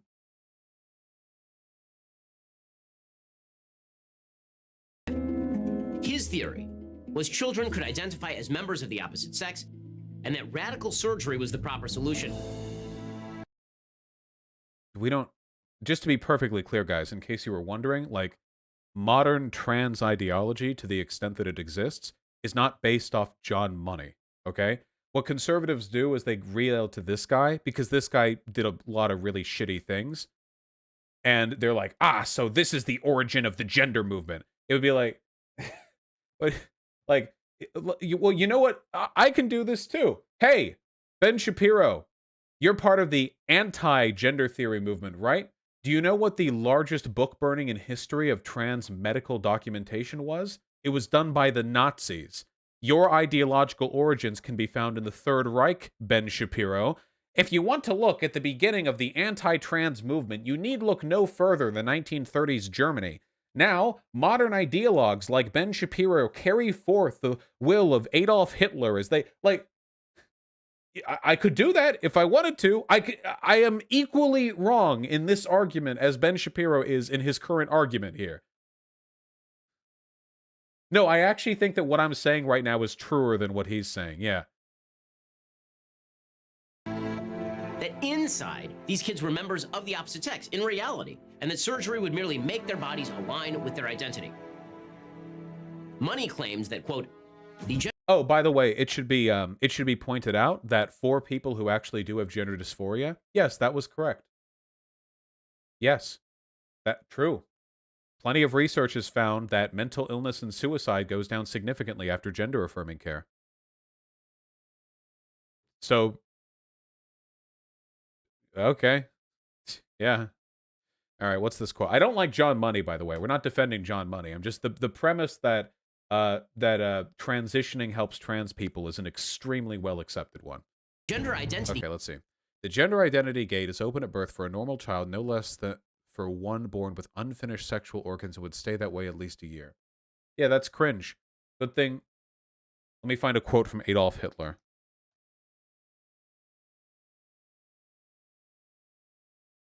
Now for a quote from the person who inspired Ben Shapiro. Words build bridges into unexplored regions. If you tell a big enough lie and tell it frequently enough, it'll be believed. It is not truth that matters, but victory.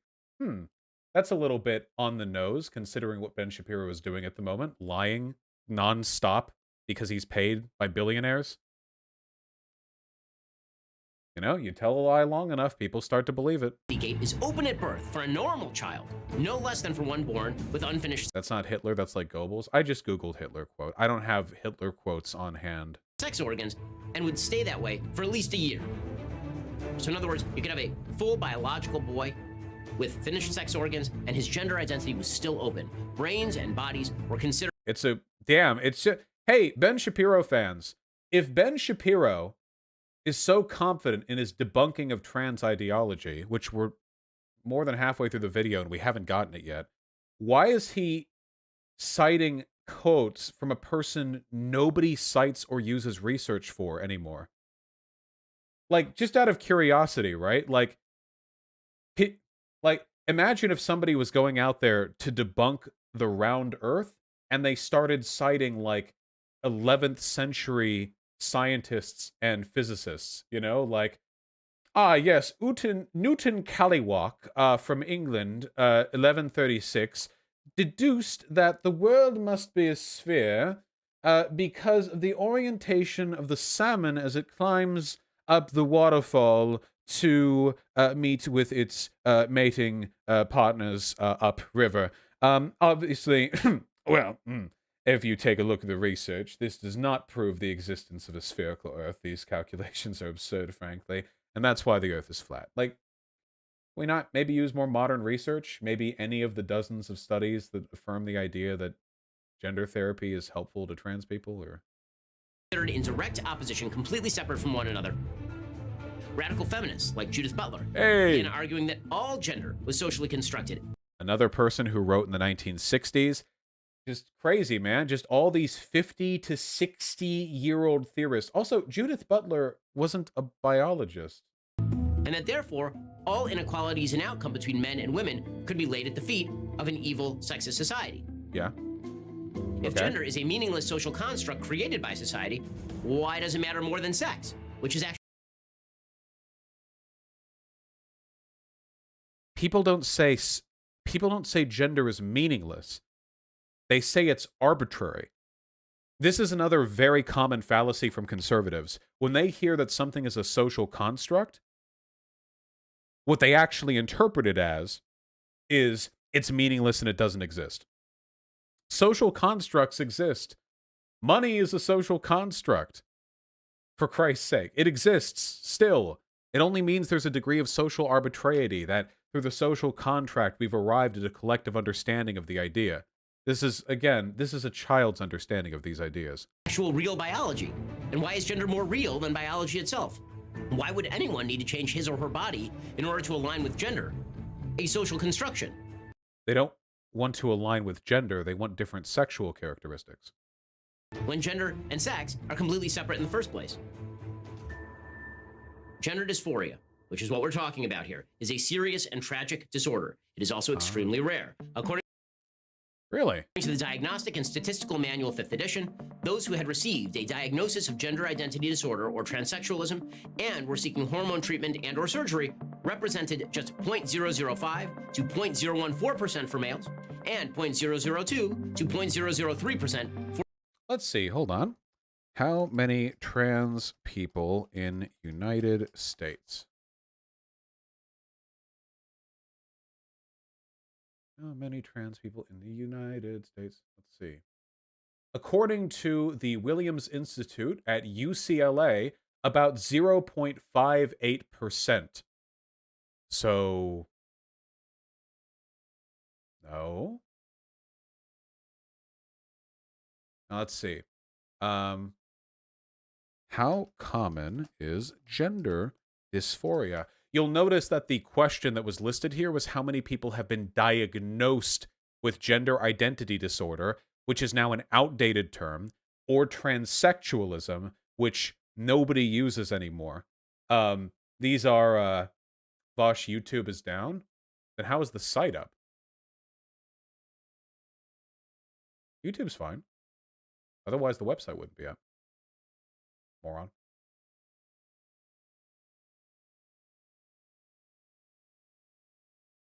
Anyway, when we're using outdated terminology like this, it makes me wonder the methodology. Do we just find like how many people have actually gone into clinics to get those diagnoses?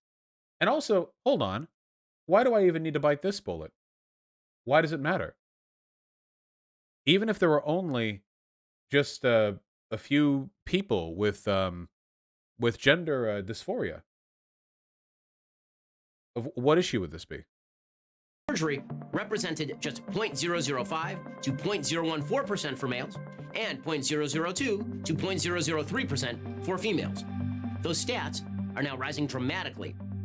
We have that big announcement from an Oscar-nominated actor announcing he is transgender. Hog. Elliot Page came out publicly with a post about his identity. And in that post, now liked nearly 2.5 million times. The more I hold myself close and fully embrace who I am, the more I dream, the more my heart grows, and the more I thrive. And guys, that's what we love to see. Yes, he is going to help so many. Janae, thank you so much. People suffering from gender dysphoria, which, in its non-politicized definition, Non-politicized definition from Ben Shapiro.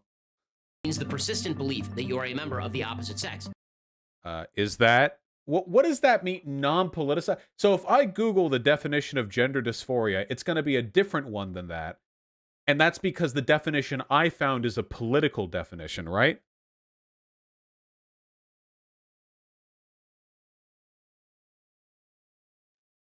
So this is from psychiatry.org, citing from the DSM-5. Gender dysphoria is a concept designated as clinically significant distress or impairment related to a strong desire to be of another gender, which may include desire to change primary and or secondary sex characteristics. Not all transgender or gender diverse people experience dysphoria. But that's the politicized definition that's being cited from the DSM-5, the exact same document that he just got those statistics from. Oh, he misspelled persistent here. Nice. Have a tragically high suicidal ideation and depression rate. That suicidal ideation rate remains tragically high after surgical and hormonal treatment. No, it does not. See, this is what they're ultimately getting to. We haven't actually gotten any arguments in 8 minutes and 30 seconds, but this is ultimately what they land on every single time. And it's the idea that people who have gender dysphoria are sufferers of some tragic illness, and that the best way to help them would be to get them therapy so they can stop being trans or whatever. Unfortunately, the reason why a significant number, pretty much all of the reputable medical institutions in the developed world disagree with that perspective is because it factually doesn't work. Let me take a look at this meta-analysis that I have here. Hold on. This is called whatknow.inequality.cornell.edu. It is an aggregate meta-analysis of existing literature on trans people and the validity of existing methods of transition. Is it helpful? Okay. Hold on. So there are a lot of studies linked here. A lot of studies linked here. Let's take a look at the summary, huh? Research findings. The scholarly literature makes clear that gender transition is effective in treating gender dysphoria and can significantly improve the well-being of transgender individuals. Among the positive outcomes of gender transition, put it in the research doc, it is in the research doc, and related medical treatments for trans individuals are improved quality of life, greater relationship satisfaction, higher self-esteem and confidence, and reductions in anxiety, depression, suicidality, and substance use. The positive impact of gender transition on transgender well-being has grown considerably in recent years, as both surgical techniques and social support have improved. Regrets following gender transition are extremely rare and have become even rarer as surgical techniques and social support have improved. Pooling data from numerous studies demonstrates a regret rate ranging from 0.3% to 3.8%.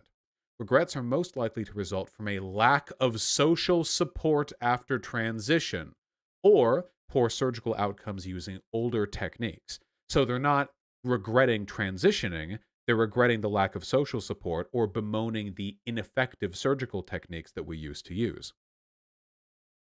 Factors that are predictive of success in the treatment of gender dysphoria include adequate preparation and mental health support prior to treatment, which is, I think, standard practice, proper follow-up care from knowledgeable providers, consistent family and social support, all things that Ben are fighting against, by the way, and high-quality surgical outcomes when surgery is involved. Transgender individuals, particularly those who cannot access treatment for gender dysphoria or who encounter unsupportive social environments, are more likely than the general population to experience health challenges, such as depression, anxiety, suicidality, and minority stress. While gender transition can mitigate these challenges, the health and well-being of trans people can be harmed by stigmatizing and discriminatory treatment. Ben. The inherent limitation in the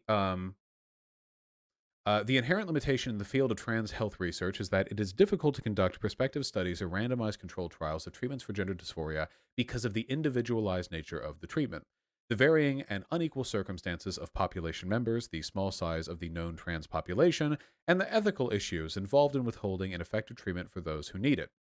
Trans outcomes research is still evolving and has been limited by the historical stigma against conducting research in the field. More research is needed to adequately characterize and address the needs of the transgender population. So, in summary, in concurrence with the overwhelming body of research on the subject, transitioning helps trans people. The only reason a person could not believe this is if they are lying to you deliberately, because the wealth of information on this subject is so substantial that you need to go out of your way to avoid it. When people like Ben Shapiro say this, they are lying deliberately. They are making the choice to tell information that they know will hurt people with gender dysphoria. They like to play up this big show of concern. You know, they're suffering, we need to help them, this just isn't the way to do it. That's not true.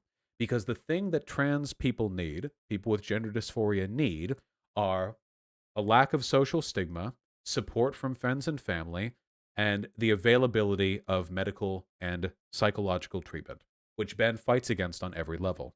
He is the creator of the suicidality that he says is an example of transness being a mental illness. Well, him and other people, of course. Longitudinal studies that are good just do not exist on the efficacy of these measures.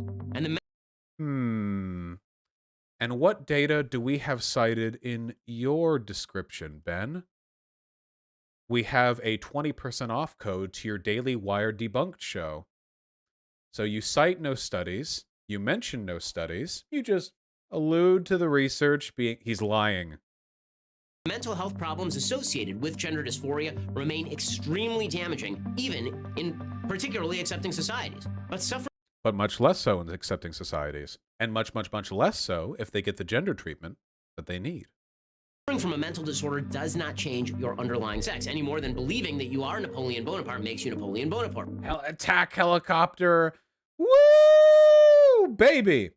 Well, thankfully, most proponents of gender ideology, if that's what we're going to be calling it, do not believe that you can identify as long dead historical figures, but you can identify as a gender. See, there's a difference there, because long dead historical figures are one thing, and gender is another thing. Gender being a construct described by self-identification does not mean that all constructs are described by self-identification. Are you following? Can he hear me? Can everyone hear me? Just because you say gender is described by self-identification, this does not mean This does not mean everything. You believe a man can be a woman? Then I'm a TA-1 Abrams 52 battle tank. Brrr! Okay. Wonderful commentary. Transgender activists make an objective claim about reality based on subjective internal feelings. That's unsustainable. Except the reality they're talking about, gender, is a social construct, so it's something that their subjective personal feelings actually have a quite a good deal of significance to. What's more, transgender activists demand that you abandon reason, biology, privacy, even the ability to raise your kids. Privacy? The ability to raise your... What the fuck are we talking about? In concert with reality in favor of a delusional quasi-religious worldview in which gender and sex are completely segregated and... Why does Ben have a problem with quasi-religious worldviews when he's a religious fundamentalist? Why is he talking himself down like that? Isn't that a little weird? You'll notice, by the way, that in this debunk of trans ideology, Ben is not explaining what exactly harm is being done by trans people, and he's also not explaining what they want you to do or use their pronouns. Is that it? Is that... Ben has already admitted that he'll use trans people's preferred pronouns when it's socially convenient to do so. He's already bitten the bullet that trans people are asking of the rest of you. And if you want, you don't have to call a trans woman she, her. She'll probably just dislike you. And so will I. That's free speech, baby. What are you, some kind of fucking commie? What are you, Ben? Some kind of fucking commie where everything you say has to be backed by the state, uncritically accepted by everyone around you? No! I support your freedom, Ben, to misgender trans people, and I support their freedom to hate you for it. That's America, baby. A boy can be a girl and a girl a boy. Now, none of this means that anybody suffering from gender dysphoria ought to be mistreated. Oh. So don't mistreat them, but misgender them, tell them they're delusional, they accept a quasi-religious worldview, deny them medical treatment, and legislate in government to discriminate against them. Anybody with any sort of disorder ought to be treated with nothing but sympathy and care. But This does mean that a society that seeks to propagandize to children that they can switch... Wait, we're doing it. Ben, one argument at a time, Ben. These are drag queens. These aren't trans people. The Drag Time Story Hour were drag queens. These are guys in outfits. It's a costume they wear. But you don't know the difference, do you, Ben? And neither does your audience. To propagandize to children that they can switch their gender is both lying to kids and doing them psychological harm in the process. Unless you actually listen to a Unfortunately, scientist. that's exactly what our society is now teaching kids in public schools. Anti-biological nonsense, including the lie that you might just be a different gender with different... To be fair, Vosh, some drag queens are trans, I think. Yeah, but he was showing drag queens, not trans people. Trans people don't run around dressed like drag queens. It's a performance art. He was showing drag queens. Pronouns, and it's not just that.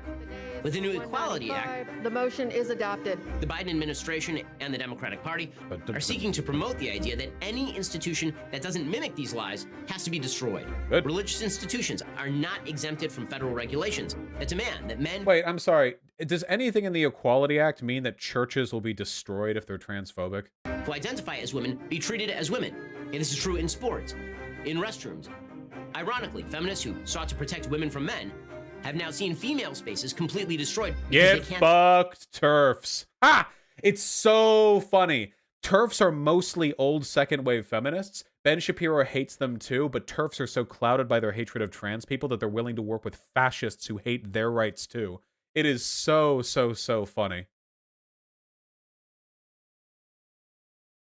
By the way, keep in mind that no matter how much he cries about it, Ben Shapiro is losing. Arguably is already lost. Look at this. 62% of Americans support trans rights. Like, flat right there. Even 47% of Republicans say they're more... Oh, sorry, no, this is a change. More supportive since 5 years ago. The vast majority of people have gotten more supportive over time. Support for trans bathroom bill. Self-reported comfort with transgender people, all Americans. 63%. If they have a close friend, tell them they're trans. 56% if they learn that a local teacher in their elementary school is trans. 48% if they have their own child, tell them they're trans. So acceptance goes down the more like fear there is. Almost 3/4 of Democrats report being somewhat or very comfortable with a close friend telling them they're trans, compared to just over half for Republicans. Look, the problem is these numbers have changed significantly over time. They're getting like way, way, way, way, way, way, way better with time. And there's just no getting around it, you know. Ben Shapiro can put out as much propagandizing as he wants, as I'm sure it's going to make him a lot of money, but the tide has turned on this. It's just, it doesn't seem like we're going to backslide the way he wants us to. Define female and male. Oh, God, sorry, I accidentally muted. We're now a society that demands that parents hand over their kids to the tender mercies of political actors masquerading as medical specialists. If you have a 12-year-old at school with a headache, the school nurse cannot prescribe to them Tylenol without calling you first. But we now have officials in states and in the federal government suggesting that if a 12-year-old says that she is a boy, the school should be able to prescribe puberty blockers without calling a parent. No. What? Can I get a citation on that? Schools?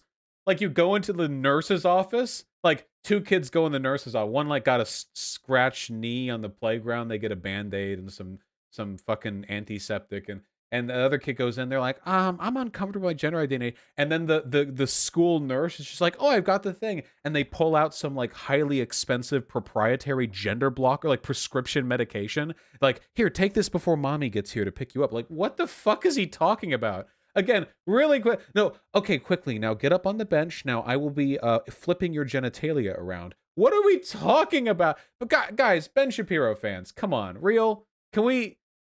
If this shit is actually such a threat, why make stuff up? Can I get a single example of a school nurse prescribing hormone blockers? That is a sick society.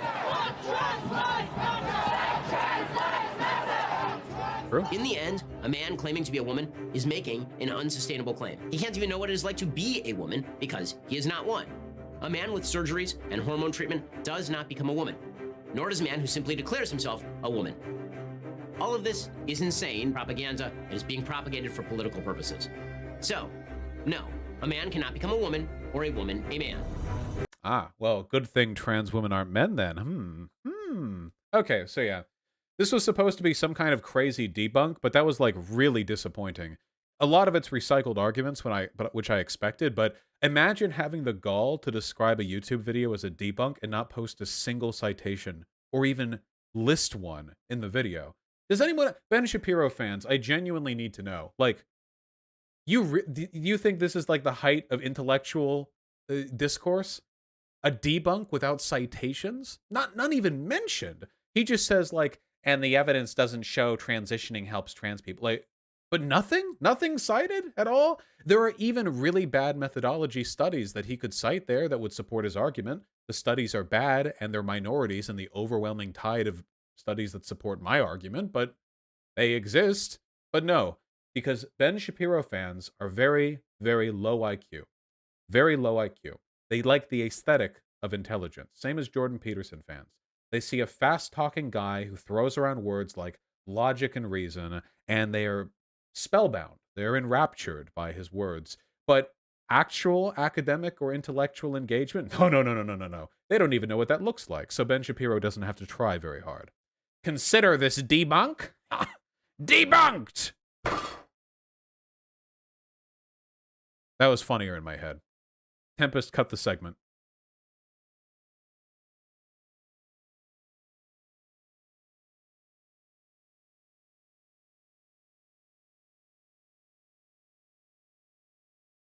Do you think Ben's narrative on trans people is going to change anytime soon? Probably not.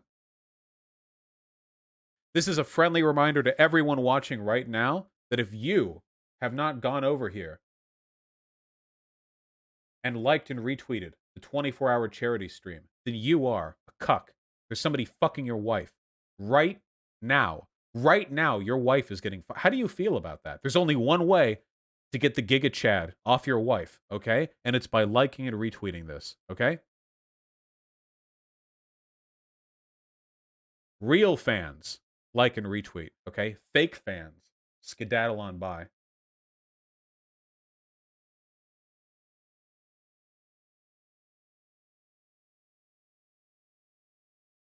What about a three-way? You can discuss it with the Giga Chad. Also, somebody linked this. Look, it looks like the Adam and Sitch people are doing a stream on me right now. I love these guys. I don't care about them that much, but I've tried to hop into their streams a couple of times. The entire foundation of critical race theory is being against colorblindness, is being against race abolitionism. Like, what the fuck is he talking about? Oh God, they're so dumb. It'd be a fun conversation. I don't know if I have time for it right now.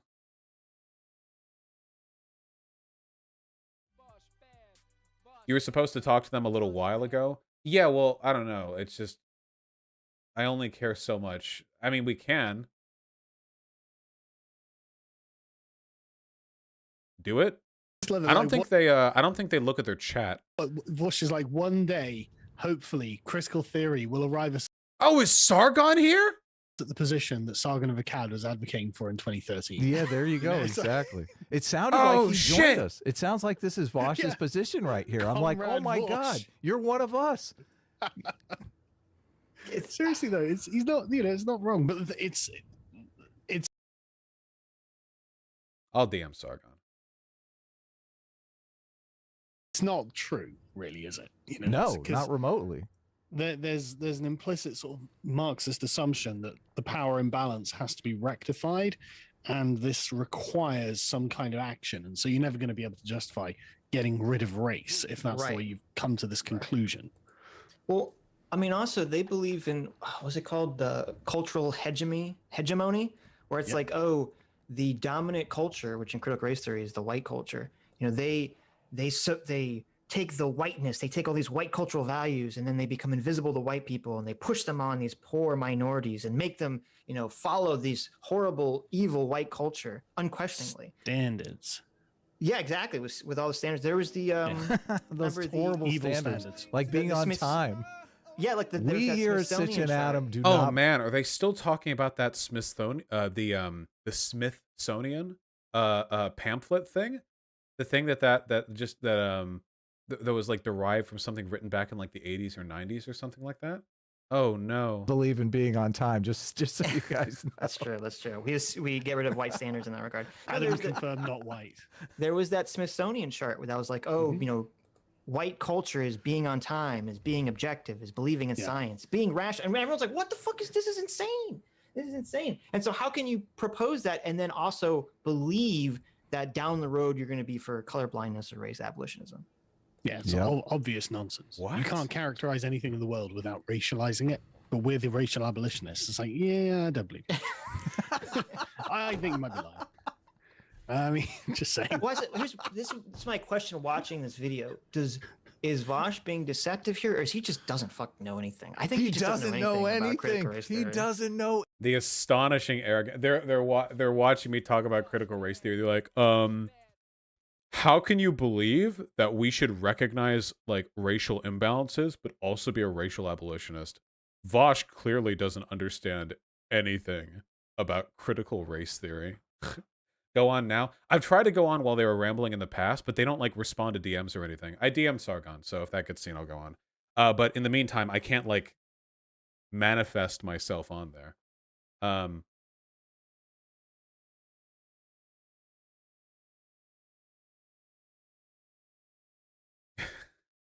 God. Anyway, let me read donations, and I assume they're not going to get back to me.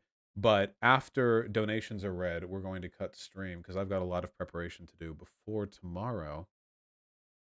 Trilo with a very kind tier 4 sub. How do you respond to the Biden inflation problem argument? Heart you? I support bimbo balloon Biden. That's my opinion on the matter. Thank you. Scotty B and Solid Snack, thank you for the $5 both. I really, really appreciate that, comrade. Mott and Bailey, is it better to claim the fallacy or to describe it. This is a new term in your stream. I think I've said it before, but yeah. A Mott and Bailey is when you make an indefensible argument, but then when people criticize you for it, you retreat to a more defensible argument that sounds similar. My Cock Obama, thank you for the 569. Really appreciate that. Sake Tanuki with the very kind $10. Bear rights, true. Yes, very, very true.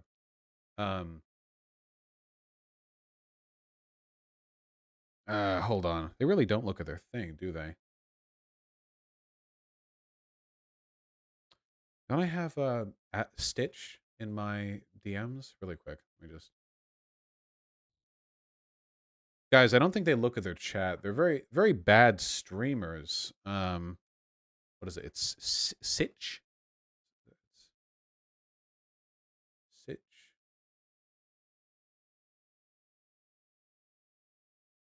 What is the Twitter handle on this person?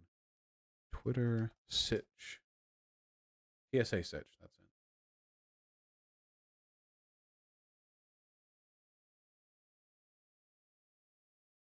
I sent a winky face, which is a universal code for get me on your stupid stream. Anyway, Markinator with the $5. Do you think you could respond to this Bad Empanada video? It's pretty much about you or other similar creators. Not really much of a point. Bad Empanada has lost his mind, and he like DMs me really creepy random shit from time to time. It's really, really weird, and it comes off like a Kiwi Farms like type deal. So he just wants my attention. Rivera Life, thank you for the incredibly kind tier 4 sub. I really, really appreciate that. IMO, we shouldn't validate the false frame of defense. Collateral damage creates more Hamas, ends up killing Israelis. It's the opposite of defense. Yeah, 100%. Same as the, our brilliant Middle East strategy here in America.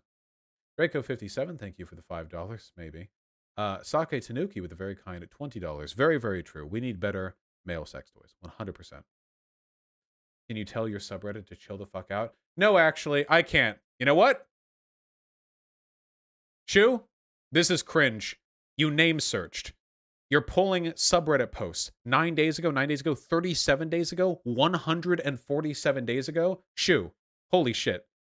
How hard do you want to look for something to complain about, okay? I can go through your comments and find plenty of people molding about me, all right? If you had a subreddit, there would be plenty of people saying, Vosh is a creepy pedo, and I would do this and the soy face and blah, blah. This is an invalid premise. 143 days ago. Jesus. Is this not memes, Lamau? And so is what I said. Also a meme. I also did a meme. Memeing. Cuban Coffee, thanks for the tier 1 sub. Sake Tanuki with the incredibly kind $20. If the IDF is going to bomb your building, why don't you just sell it and move? Pencil sharpener. True. Probably something you said in the past. Why don't you just move out of Gaza then? Captain Dimitri, thank you for the very kind $5. That's true. Maddie RB2 and Mythos GG, thank you for the tier 1 subs. A guy 525, thank you for the $10. Why do you like taking a shower before sex? I don't know how this is relevant to anything we've talked about today, but if you're hooking up with somebody, yeah, people are fucking filthy.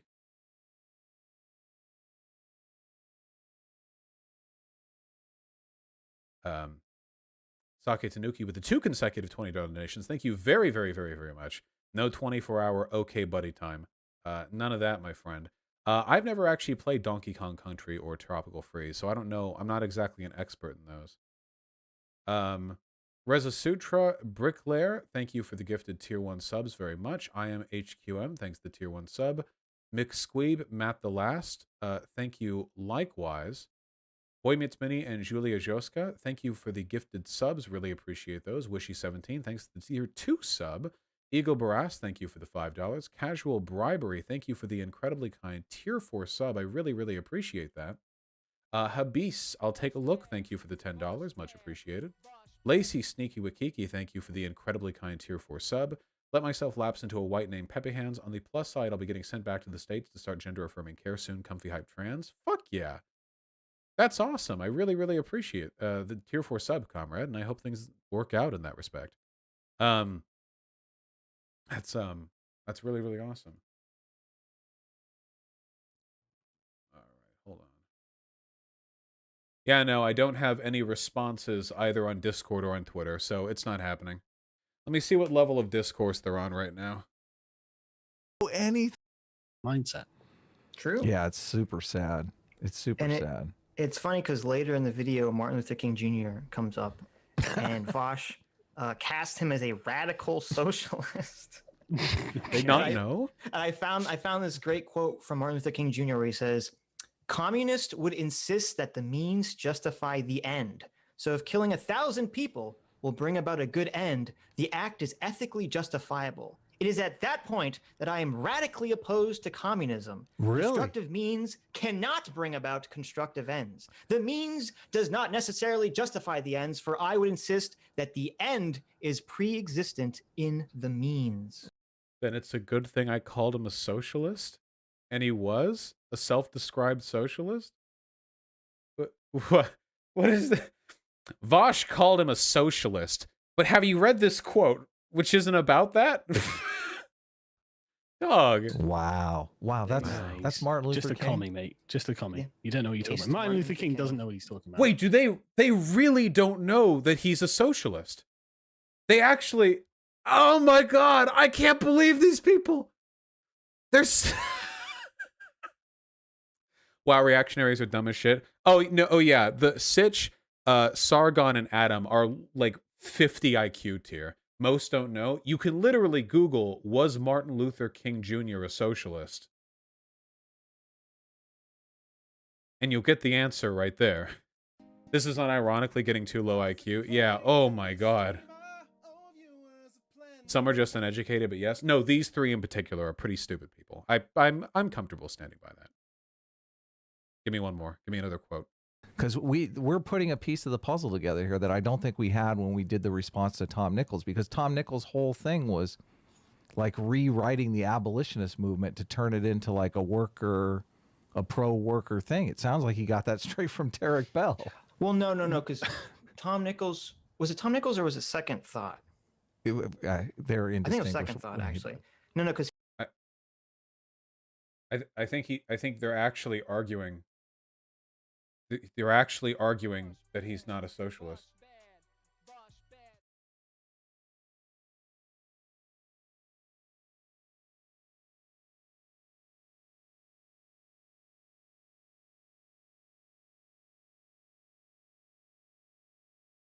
They're idiots, but you got to give Sitch the slightest amount of credit for being anti-Nazi. No, I don't think I can, really. Because people, if you follow really low IQ anti-progressive content, then you're basically being led down the same pipeline anyway. I mean, like, the tiniest credit imaginable for not being a literal fucking Nazi. But, yeah. Also, they're on a podcast right now with an ethno-nationalist. And also, Sargon said some pretty weird stuff about Jewish bankers and white people before. I don't know. It wouldn't surprise me if he was down that road, too. Anyway, let me finish up with these donations, and then we're going to host Adam from Your Movie Sucks on Twitch. Decadent Preacher with the very kind 4 gifted Tier 1 subs. Much appreciated, comrade. Quoteth with the $5. Let me see. Abbas accuses Israel of funding Hamas in Gaza. Netanyahu personally transfers money. West Bank pays the price. I'll have to take a look at it. I just don't want to act conspiratorial. Markinator with the $5. What do you think of Bay Area ML's response to you on Twitter? I don't think of Bay Area ML very much at all, actually. Oh, I actually really like this. Again, this stuff like this is really bad for my mental health because these people are going to give me like a narcissism complex. Holy shit. So Joe Biden did his really fucking cringe, we support Israel's right to defend itself against rocket attacks thing. And I say, this wasn't part of the deal, Joe, which is such an obvious joke. Like, he and I are like Metal Gear Solid, like, partners, and like he took power and I was like, I'll hold you to it. And then, like, this is the most obvious. The whole follow-up is people not getting the joke. Look at this. Look at this interaction. Hold on. Oh, there's Bad Empanada. Oh, did the person delete their tweet? There was a funny one here that I responded to. Anyway, yeah, this is the most obvious imaginable joke. Here's Bay Area ML demonstrating, as with the rest of his contemporaries, that they're unintelligent enough that they should be delegated to the state. Do you think he'll admit he was wrong thinking he could push Joe left through an incorrect application of ML theory? Couple points here. First of all, I didn't use ML theory.